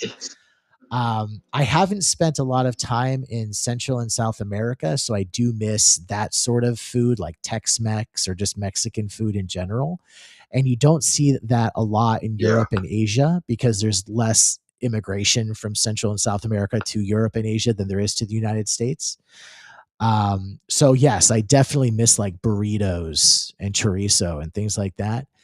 Um, but truthfully, I don't think about it that much. When I'm in the United States, I try to take advantage of the culinary options that are available to me. But I don't particularly miss them when I leave. Maybe that I've just spent so much time outside the United States that it's not something I worry about. I'm not a thin person, so I do enjoy eating, but it's not. Yeah, I guess, not everybody's into everything. And I'm not so focused on food. I do prefer food generally outside of the United States because I think the quality and the freshness is so much higher. And now with inflation post COVID, it wasn't always this way, but actually groceries are mostly cheaper outside of the United States than they are in the United States. It's Oh, just no ifs, ands, or buts. crazy. Absolutely. Absolutely. No, I think what you're doing so far is phenomenal. Traveling all over. I think one of the biggest currency that you're obtaining is socializing or networking with others all around as well too. Um, so I absolutely commend you, and I hope and pray that you continue to do what you're doing and whatever goals that you're seeking in regards for the AI and the PhD. Absolutely do hope you obtain those things and just move on to the next goal because you definitely seem like a goal oriented person. Not to sidetrack from talking about AI, but just wanted to give you some flowers. You know what I'm saying? I really appreciate that, Moon. I really do. Absolutely. Yeah, it's a life, right? Um, I'm not Yep. religious. I'm not particularly close with my family, so I was gifted with the ability to kind of follow my inclinations wherever they led me. Um, I Right. don't particularly have like a Wanderlust, like a wanderlust that other people don't also share. I think just Right. a lot of stuff clicked and allowed me to have the initial experiences that showed me that I could just keep having more and more of them. But I also Right. want to Right. demystify what I do. I am not a genius. I am not wealthy. I am not particularly adventurous. It is very Mm. possible to live outside of the United States and to experience other cultures if you're willing to put in the Mm. work. It is not rocket Right. science.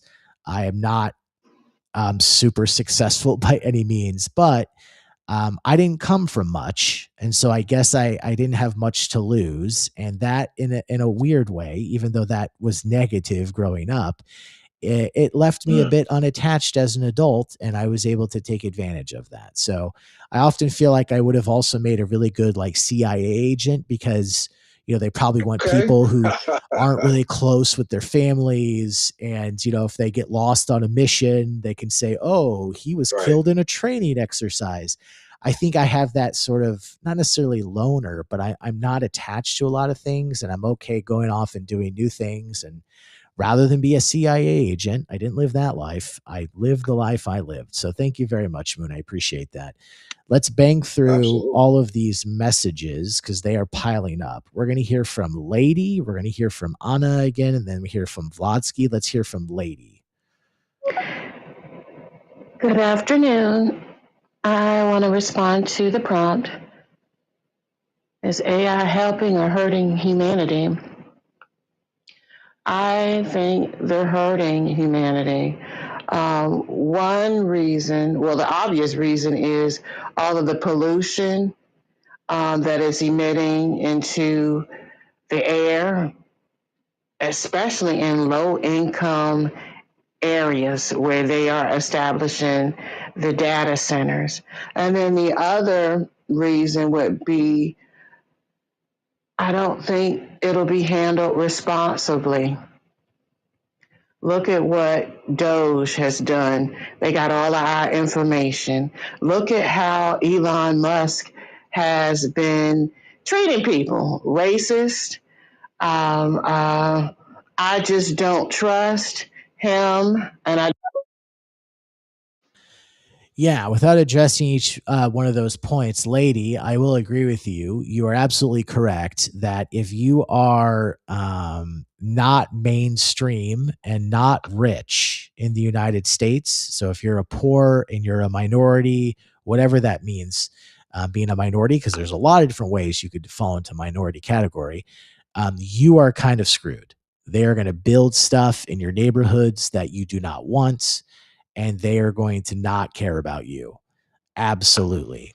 And AI data centers, just like crappy power plants and factories and stuff, probably no difference. Can't disagree with that. What I would say, the silver lining, is that AI doesn't care who you are. And so the benefits of AI can be had by all. It doesn't mean that we're going to get the profits of the companies that fire a bunch of people. Probably not when they replace them with AI, but just being able to use AI, and for the most part, free AI, that's available to anybody with an internet connection and some sort of smart device. So I think that there is a benefit to the poor, insert minority person here. But at the same time, that's after maybe you grew up with some terrible data center in your neighborhood. So it's a mixed bag at the very least. Appreciate the comment. Let's hear from Vladsky again. You are speaking into a data center. I'm holding a data center right now. Your computer is a data center. Every hard drive is a data center. You can either have one or you can have 1,000. But guess what? You got 1,000 phones if you live in a packed city. Everybody's got a laptop. It's all spinning. We live in the middle of data centers. This stupid anti-data center stuff it flies in the face of logic. It's stupid. I wish people would drop it. It's all scare tactics. Oh no, the future. Let's stop the future. Let's stop rich people from being rich. If rich people weren't rich, I wouldn't be bummed that I'm so poor. Yeah, I mean, a data center is not a smart device. That's not the way that we're talking about them. I see the point that you're making, but I think it's ruining the discussion. So I would disagree with that. But I will agree with you that I think that some of the drawbacks of these specifically AI data centers that are hotter than normal data centers, the chips heat up quicker. Some of the drawbacks that people point to, like, oh, think about the water and think about this, think about that. These are not new concerns. These are perhaps worse than other data centers, but they're not brand new concerns. And a lot of the times I think they are overblown. It was not so long ago, just like a year or two ago, when everybody wanted an AI or just normal data center in their community because it brought jobs and it brought more of a higher profile, especially if you weren't a major metropolitan area. If you were just kind of a big city or even a small city, you could get a giant data center. Everybody wanted that. That's why they were cutting deals with the companies for tax relief and stuff. What's changed? I think mostly public opinion has changed. Now, we did just read from the New York Times that there are some hidden costs of living next to a data center that maybe people were not fully aware of. But I truly think what's changed is mostly just people's mindsets. And I do think it's overblown. So I will agree with you on some things, not agree with you on other things. I appreciate your comments. Let's hear from Anna. Oh, nothing I was going to say. She says mid-sentence, forgetting. I had my car service the other day, and it was diagnostically diagnosed. Doesn't even make sense, but I know what I mean. Via AI, and I thought it was pretty amazing. And it's, I know they're using it in surgery and stuff, and they're using it in many, many ways to help people. However, do you think there'll be like a revolution where AI takes over people, and then people will be rendered useless? And I don't know about that, because you've got to have somebody program the AI, I guess, in the first place. But I think it will go through a phase, and it will be a bit like the internet.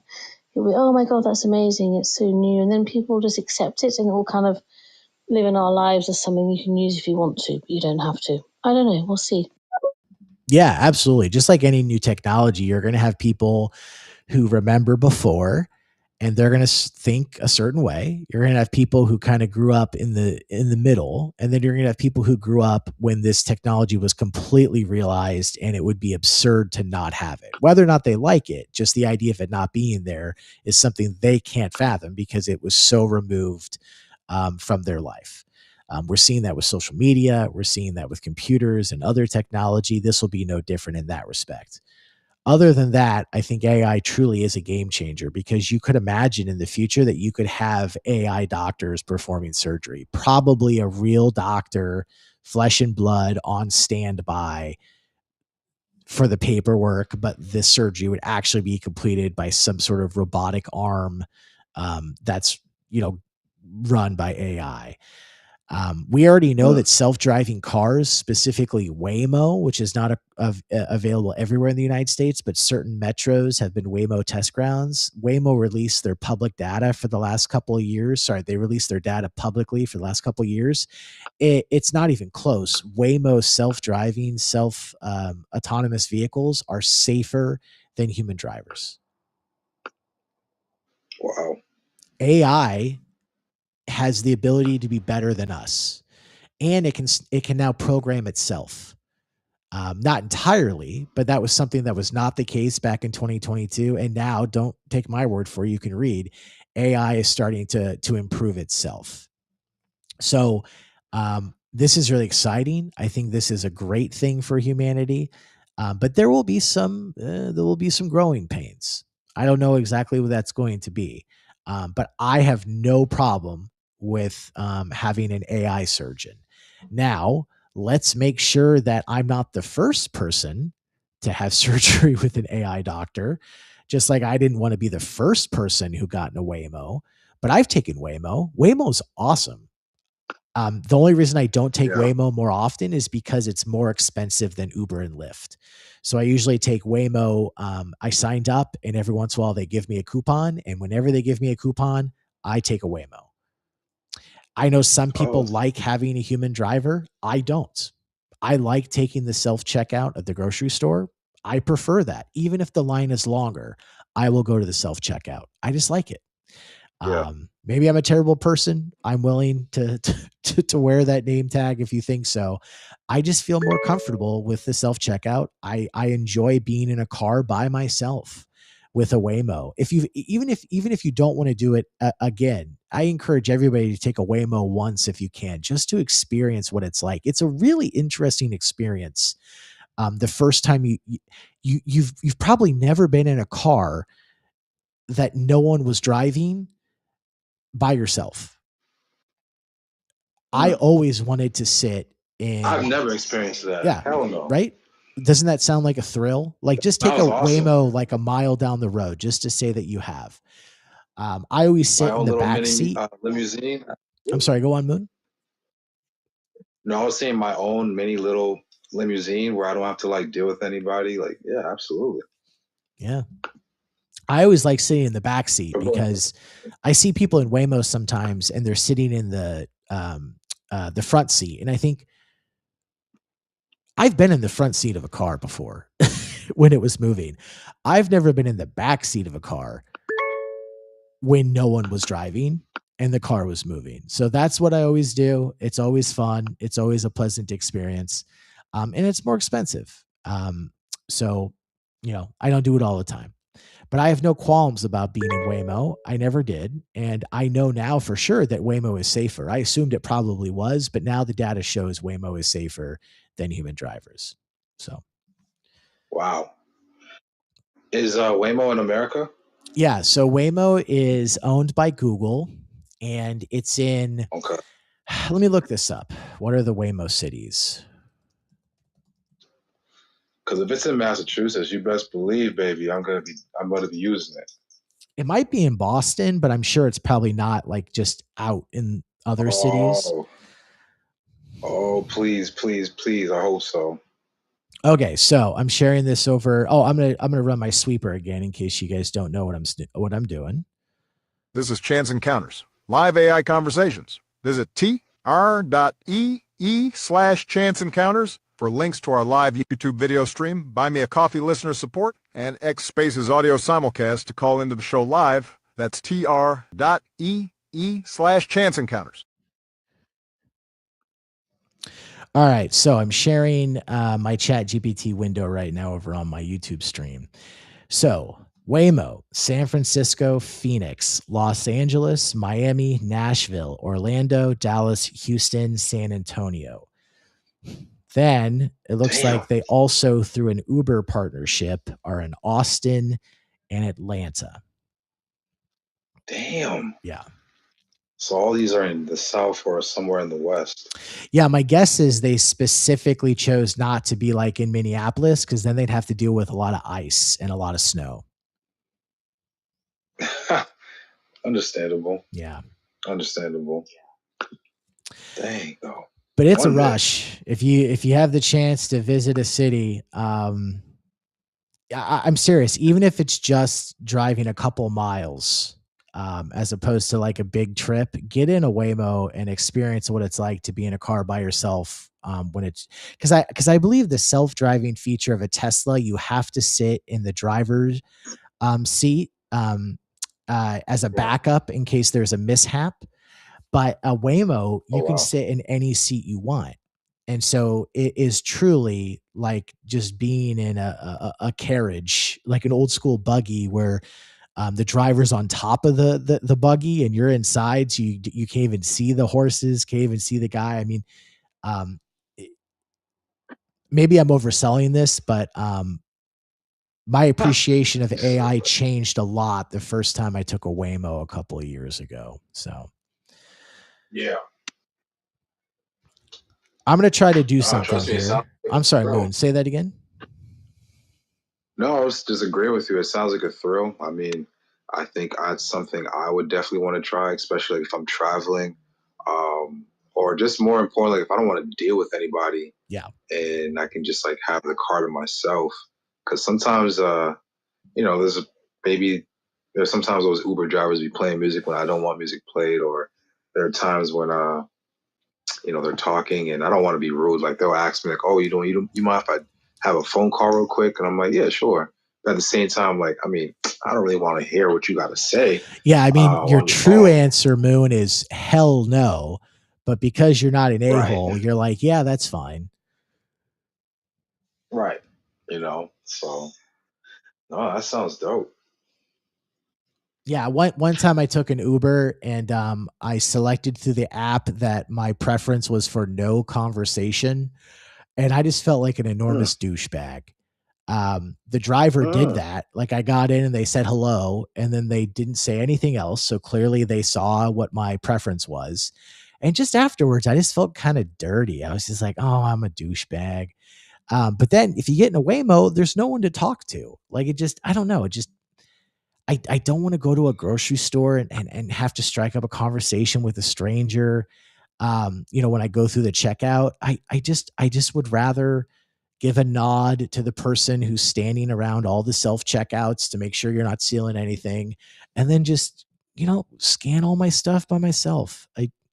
Maybe this is a bad sign of the times, but I feel better not having to deal with people. It's just nice to get into a car and also when you're in a Waymo by yourself, all you can do is stare out the windows.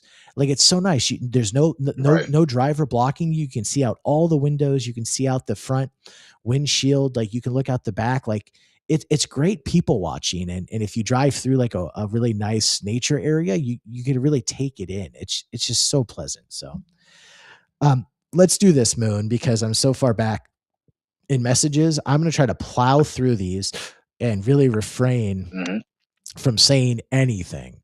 So unless absolutely necessary, I'm going to try to play 3 Vladsky messages and see if I can just make up some time here. So here's Vladsky.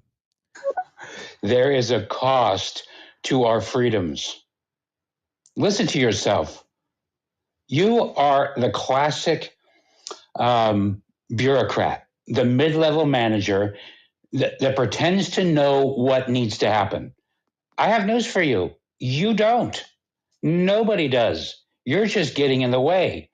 Go make something instead of trying to prevent somebody else from making something. Be a maker, not a taker, not a manager. Yet all the boats are still headed towards the United States, and everybody demands entry into the United States. Everybody must seek asylum to the United States. These arguments are, whether you assign value to them or not, I will. I go, America is still the number one superpower in the world because of this American attitude that I have. So if you're going to try to give me some kind of thing that everybody else does it this way, yeah, well, everybody else isn't the United States, and everybody else isn't trying to go anywhere else but the United States.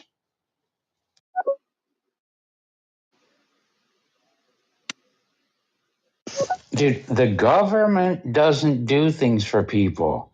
The government steals money from the people, then allocates it where they want to. Okay?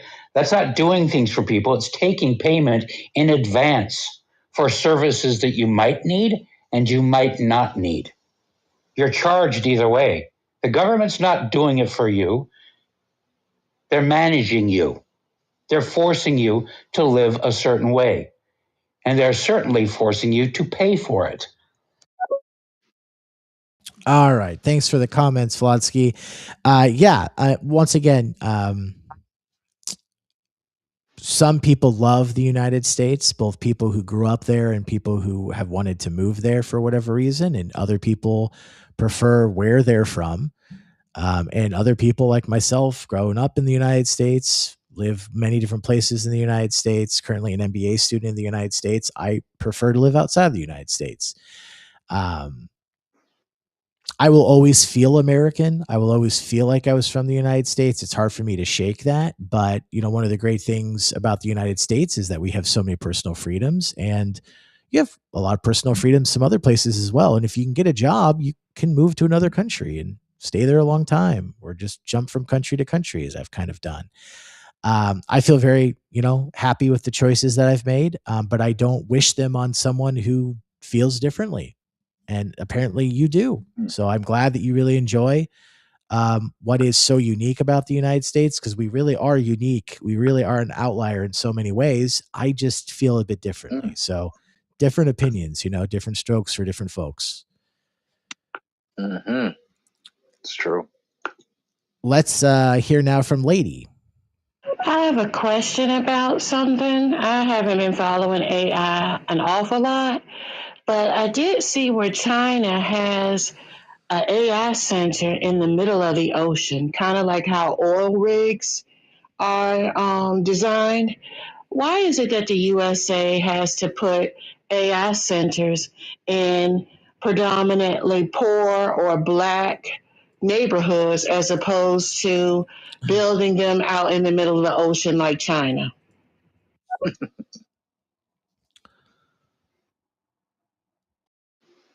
This is interesting. I did not know about this. So let me try to bring this up. Yeah, this is from The Guardian. Appreciate you telling me about that, lady. I didn't know about this. Maybe that's what I was talking about. Could be. Yeah, I'd never heard of this. So this is from The Guardian. It's from, is there a date here? Oh, June 2026. So yeah, it's very current. Okay, so this is The Guardian. I'm sharing this over on my YouTube stream. The world's first wind-powered underwater data center has started operations off the coast of Shanghai as China presses forwards with solutions for energy challenges created by the country's artificial intelligence boom. The Shanghai Lingang, doing my best there, undersea data center demonstration project, which launched in May, has a capacity of 24 megawatts. It's a joint effort between High Cloud Technology and China Communications Construction, which is a state-owned company. It's located more than 6 miles off the coast, and the data center is submerged 10 meters below the surface of the water and is powered by a nearby offshore wind farm. According to the Chinese government, so this is just what they say, it's not independently verified, the data center reduces power consumption by more than 1/5 compared with land-based data centers. My guess is that's probably somewhere in the ballpark of being true, because you need to stay cool, and what's cooler than water? Nothing. I guess ice, but water's pretty cold too, so... Yeah, in traditional land-based data centers, anywhere between 25 to 40% of the total electricity demand comes from the need to pipe chilled water around the servers to prevent them from overheating. But when you're based in the water, it's a little easier to do that.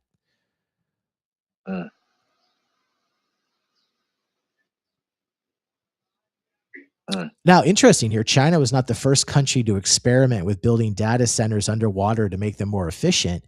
Well before this, in 2018, 8 years ago, Microsoft launched a pilot in the water around Scotland. Wow. Couldn't do it in the US. Had to be in Scotland. Thanks, Microsoft. 2 years later, the company reported promising results, but progress has stalled since then. So to answer your question, lady, this is not something I knew about, so I don't have a lot to tell you about this. But just my interpretation of this is that this is a new technology. This is a new idea that seems very promising, but it's certainly easier. Maybe not as efficient, but it's certainly easier to just build them on land. So that's why they are built on land. But if this new Chinese, and it's kind of hard because things that are built from China, you don't always know what's going on.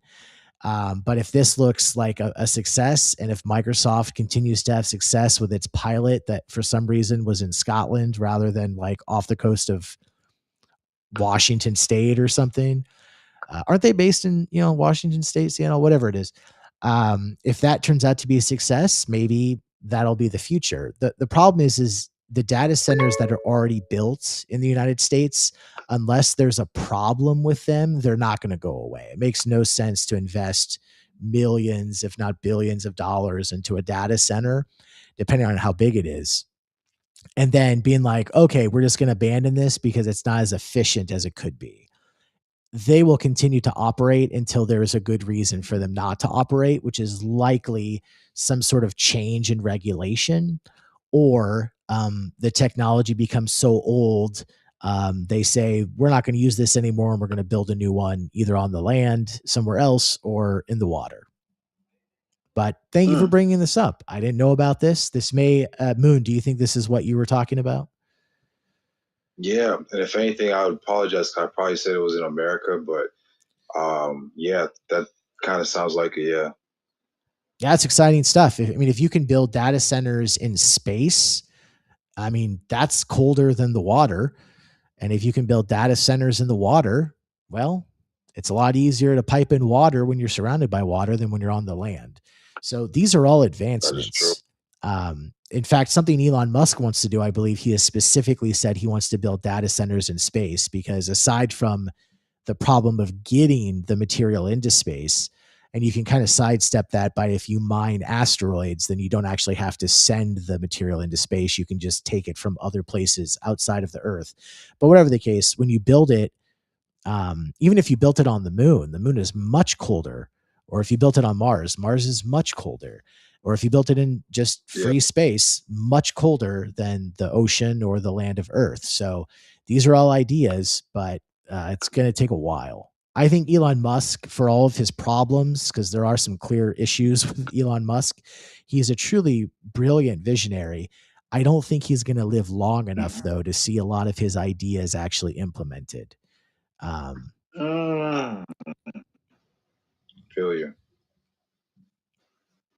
Gotcha. All right, let's keep trying to plow through these messages. I appreciate everybody giving them, and I will try to do a better job of playing them as we get them. So let's hear from now Mars. There's definitely some like pros and cons, just like anything when it comes to AI. I think like music industry wise, depending on who you ask, you know, a lot of producers don't like you know, Ableton and all those the new advanced software comes with like AI things that could like mix and master fast. Like even like good producers will take like days to like clean everything up as far as like mastering like all that, cleaning up the sound and everything, when like AI does it just like in minutes. So, you know, there's definitely like I don't know, I don't even know the studies with like the hospital like doctors or whatever. But I think the scary thing comes when you bring up like Anthropic and like how the government wants to use it for mass surveillance and like autonomous like weapons and stuff. So really appreciate you steering this conversation into music and creator industry.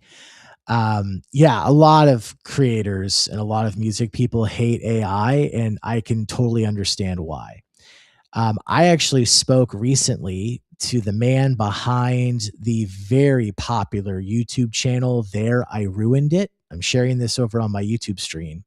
It's youtube.com/@ There I Ruined It. And what he does is he actually 99% of the stuff that he does is his voice. He records himself and tries to mimic like someone doing a cover of a song, tries to mimic the audio, the vocal, rather, I should say, the vocal characteristics of whoever it is he's parodying, sort of like Weird Al. So if it's a man or a woman, he tries to sound as much like them as he can.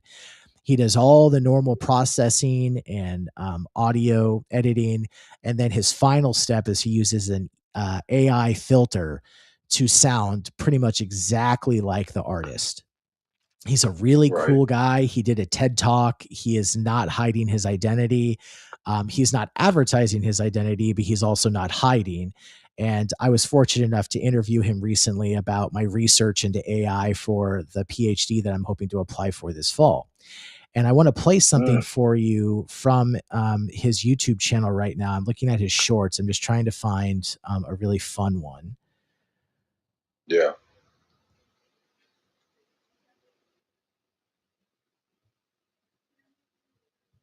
My favorite ones are when he has like Dolly Parton sing rap songs, or he has like Hank Williams or something sing a rap song. It's just, I don't know. There's something about country artists singing rap that I think is hilarious. Yeah. Oh, there's just so many here. Oh, okay. This is a really, really good example. So this is a YouTube short that demonstrates what it sounds like when he records his vocals to sound like an artist. and what it sounds like after he runs it through AI. So I see here in the visual preview before I click on the short that at least one of the artists is Hank Williams. So at least one of these clips you're going to hear him, and then you're going to hear basically Hank Williams, but it's actually him after it went through an AI filter. You're a papa capping you. You're a papa capping you. I wanna be the very best. I wanna be the very best. Once upon a time at the Five and Dime, there was a porcupine under my behind. Once upon a time at the Five and Dime, there was a porcupine under my behind. Every night in my dreams, I see you, I feel you. Every night in my dreams, I see you. So as we heard there, the first clip was him, and some of them it was very clear that it was him. And some of them actually, he did a really good job of sounding like the vocalist. But whatever the case, the second clip was after it went through the AI filter, and it sounded exactly like it should. We had Creed, and we had, I think, Blink-182, and we had Bob Dylan. Like, it sounded like those were their actual vocals, but it was this guy who runs the There I Ruined It channel. So for him, he actually told me that he's really kind of anti-AI. He thinks that even though it allows him to have his channel and, you know, have a certain amount of fame because of that, he's a trained musician. I mean, he started this channel just kind of as a hobby during COVID, but he's a trained musician. He appreciates musicianship and being a creator in the arts, and he thinks that AI is actually probably really bad for artists. But just like anything, if you use it responsibly, it can be kind of fun. And so it was really a pleasure interviewing him, and I appreciate him giving me time. But it goes back to the comment that we heard. They say like coding is going to be a useless skill. It hasn't yet to be the way. Like, there haven't been mass layoffs in coding positions around the United States. There have been some, but it's still a vibrant field. But it seems clear that coding, maybe your time is limited and it's not an industry you should go into. There will never, I don't think in my lifetime, there'll ever be a time when we don't have bands and singers. But especially if you're really successful, so that people take the time to rip you off, it is going to be easier every day. It is going to be the easiest it's ever been to steal someone's music, to steal someone's voice, and to do things that they never would have approved of with their voice and their music, because every day it's going to get easier. I don't know if that ruins music. I don't know if the There I Ruined It channel actually takes anything away from the artists that he parodies. But certainly I bet some of them would be okay if his channel didn't exist. So it's just another thing that artists have to worry about, or at least be aware of. That's real. Yeah. All right, let me try to get through these messages again. I apologize. Let's get through these as quickly as possible. Let's hear from Stewie. Even better than making the data centers underwater is making them in space, because the heat can just be radiated out into space and they can be constantly in contact with the sun and charging. So that's why Elon and SpaceX are working towards making that a reality at a large scale, which is really cool and worth looking into. Yeah, absolutely. I was mentioning that earlier. Thank you for putting a finer point on it. I don't know if he's going to live to see that turn into a reality. But if anyone could do it during his lifetime, I think it would be him. Say what you will about Elon Musk and your personal thoughts about him. He is enormously successful. And we, I think, as humanity are better off that Elon Musk exists. He doesn't make it easy to like him. I totally get that. That's a valid point. He needs better publicists and people to be around him try to help him not shoot himself in the foot constantly. But boy, does he get stuff done. He gets stuff done, and he's quite an innovator in multiple ways. And he is the dreamer of the dreams. I mean, he is a guy who, when all is said and done, barring some weird reversal, you never quite know, right? But if it's just more of what we've already gotten with Elon Musk, it's hard to imagine someone else who will have been more influential in the science realm of things when it comes to actually getting stuff done than Elon Musk. Let's hear from Dow. Why can't AI help us and hunt us? Like right now, it's helping us, but who's to say when it advances to the point where AI can stand right in front of us, who's to say they won't hunt us? Especially if maybe we talk about maybe getting rid of them in the future.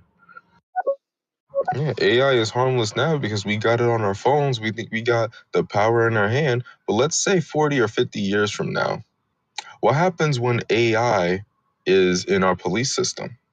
What happens when AI is in our banking? What happens when AI flies our planes? What happens when AI watches your children in daycares? Would it be okay then?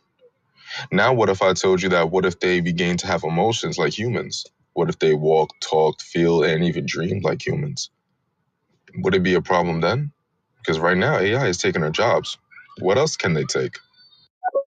AI really hasn't taken our jobs yet. I went through an article on one of the shows yesterday.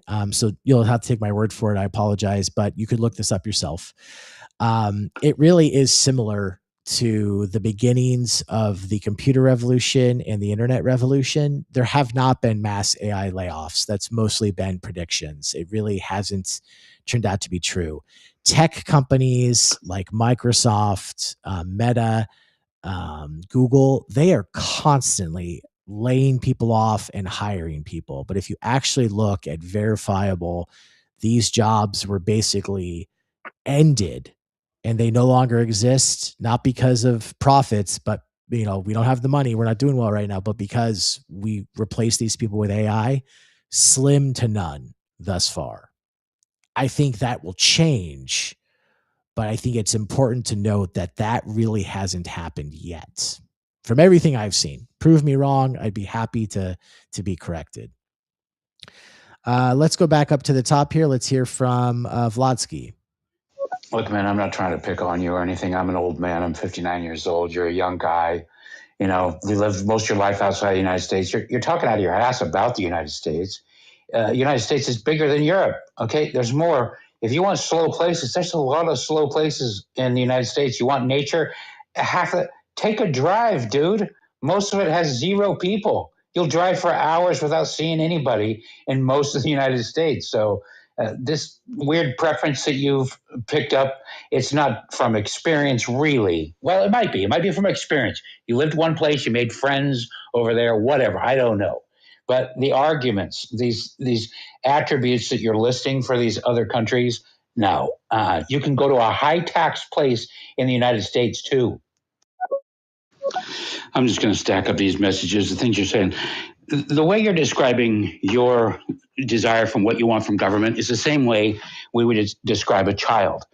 It is why urban centers are blue and rural places are red. Urban people want to just have a tax, and then they want their lawn mowed, their garbage taken out, their butt wiped, everything done for them. It's called the entitlement class. That's the blue class. Whereas in the red states, people buy tractors and cars that you never bought. They make their own things. They mow their own lawns. They deal with their own trash, and they don't want to be taxed.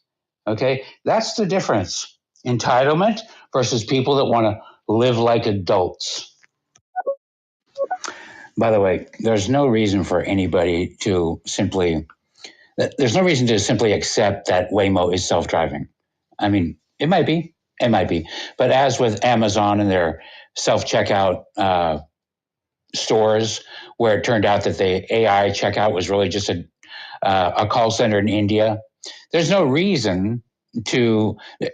reason to suspect that there is an Indian driver driving your Waymo remotely from somewhere else.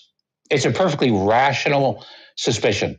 I'm not saying that's what's happening, but you're not crazy if you think it might be.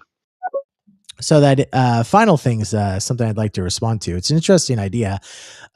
It's not the first time I've heard this. Oddly enough, I think it would actually be more difficult to have someone remotely driving a Waymo than to have the AI systems drive them, just because of the AI system is in the car, and that's much less likely to all of a sudden be disconnected than a remote connection. So you could imagine you're driving down the road at like 45 miles per hour, the remote connection goes off. Like, that seems really dangerous. The AI connection doesn't go off because there is no connection. It's physically in the car. So it just doesn't make sense to me. But okay, sure, it's technically a possibility. The reason I think that it doesn't happen, and it's never happened, is because there was a recent rainstorm in San Francisco, maybe in the last 4 or 5 months, and a bunch of Waymos got stuck because they didn't know how to drive in puddles of water, like when the roads were completely covered in water, not just rain, but like when there was flooding happening, they didn't know how to drive. And so they just stopped. So Waymos across the cities just stopped in the middle of the street, even when there were people inside. And there's footage you can look up where like a Waymo will drive into a parking lot and it will drop someone off, but then by the time it turns around to leave, the parking lot exit / entrance has been covered in water, and it's programmed like not to drive through water that's a certain depth, and so it can't leave. So we'll just circle around the parking lot trying to find a way out, and then someone has to like come retrieve the Waymo. So these are problems that Waymo has encountered and they're fixing, and it's important to test Waymo just like any self-autonomous, self-driving vehicle AI system, because you don't know how it's going to react in a certain situation until it actually happens, and then you learn from that, right? That's how all technology works. It's no different. And if it was someone in India or even someone just elsewhere in the city and it was a remote connection, they wouldn't have these embarrassing mistakes. So that's how I know it's not a remote connection. But let's just say it was a remote connection. To me, it doesn't matter. The value is being in a car when no one else is there. So it's less magical. It's less cool if it's a remote connection and not AI. But it's not. It's clearly not a remote connection. So even if it was, I would still enjoy taking Waymo, but it's not. I can't agree with that. However, I appreciate the hypothetical. That's an interesting way to look at it. Okay, I think I'm gonna have to wind down the show. I really appreciate everybody being a part of it. Please follow me on stereo, wherever you're listening, where you may be watching. Hear all the details. This is Chance Encounters Live AI Conversations. Visit tr.ee/Chance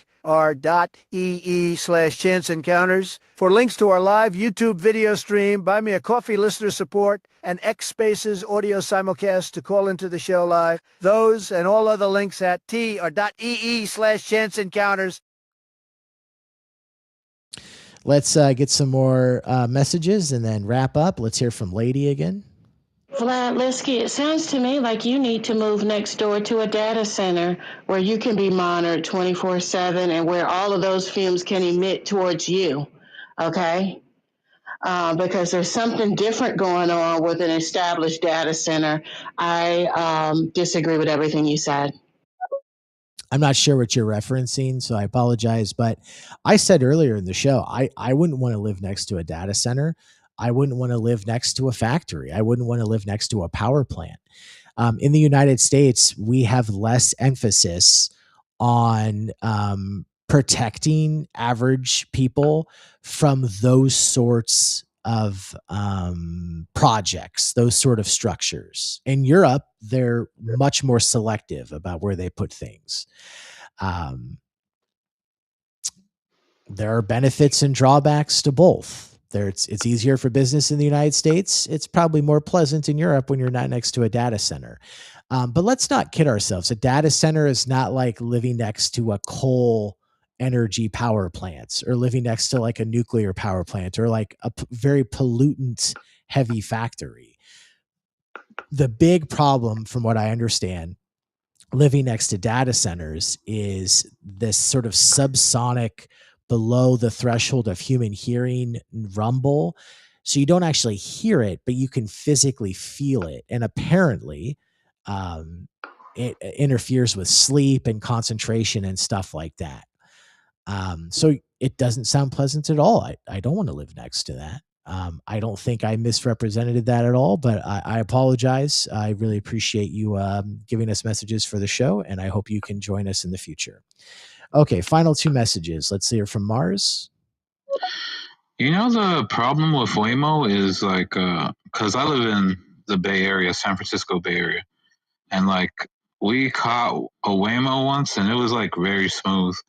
But I think the only time Waymo has a problem is when humans act like dicks and like jumps in front of them, and you know, Waymos like get attacked and like trashed for some reason. I guess because like I don't know, they still got Uber.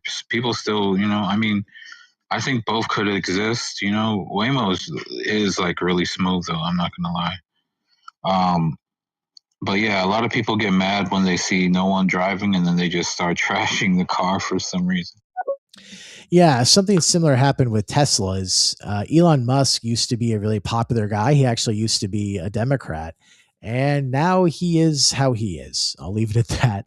And a lot of people who had certain political leanings bought Teslas. And then when Elon Musk became the Elon Musk that we know now in 2026, they didn't feel like they wanted to own a Tesla anymore, which, you know, to each their own, but the Tesla didn't change.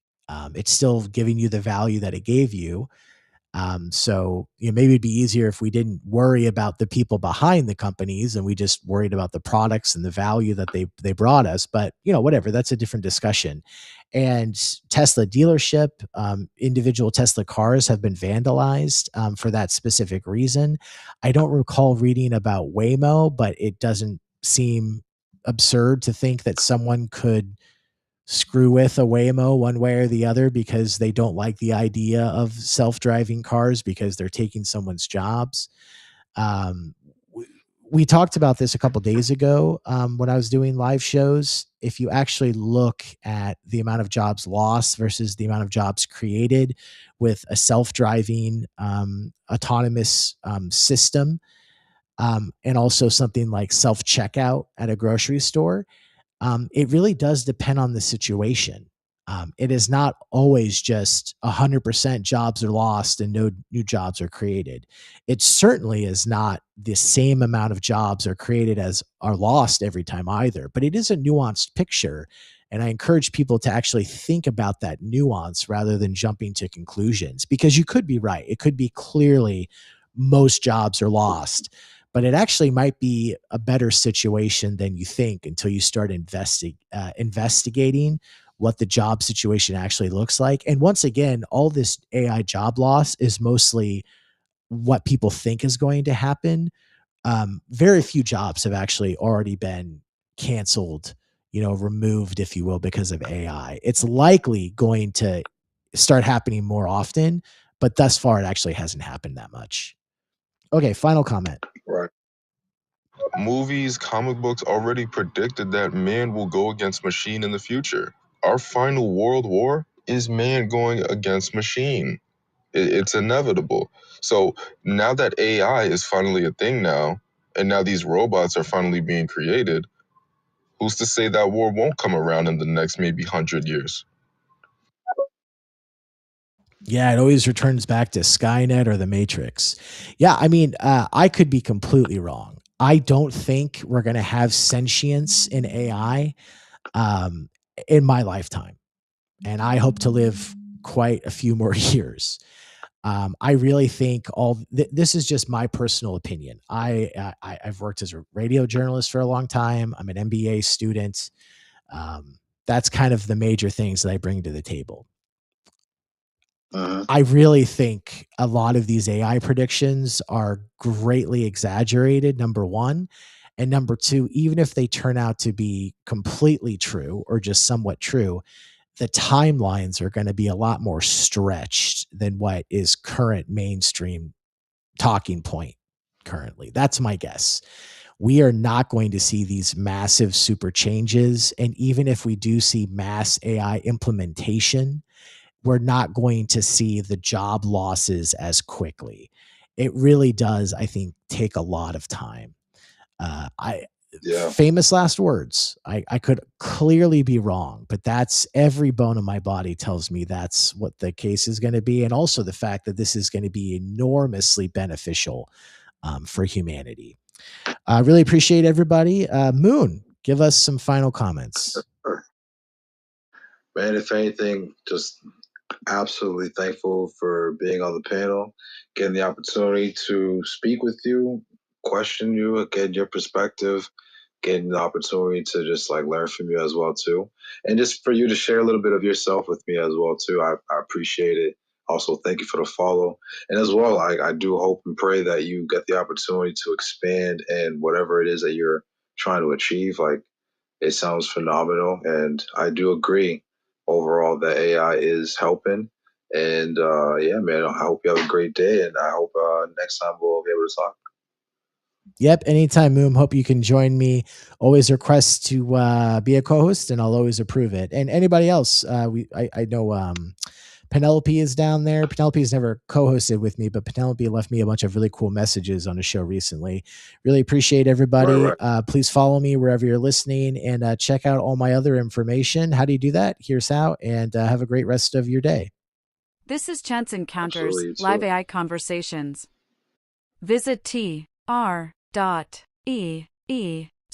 Encounters for links to our live YouTube video stream, Buy Me a Coffee listener support options, and our X Spaces audio simulcast where you can call into the show.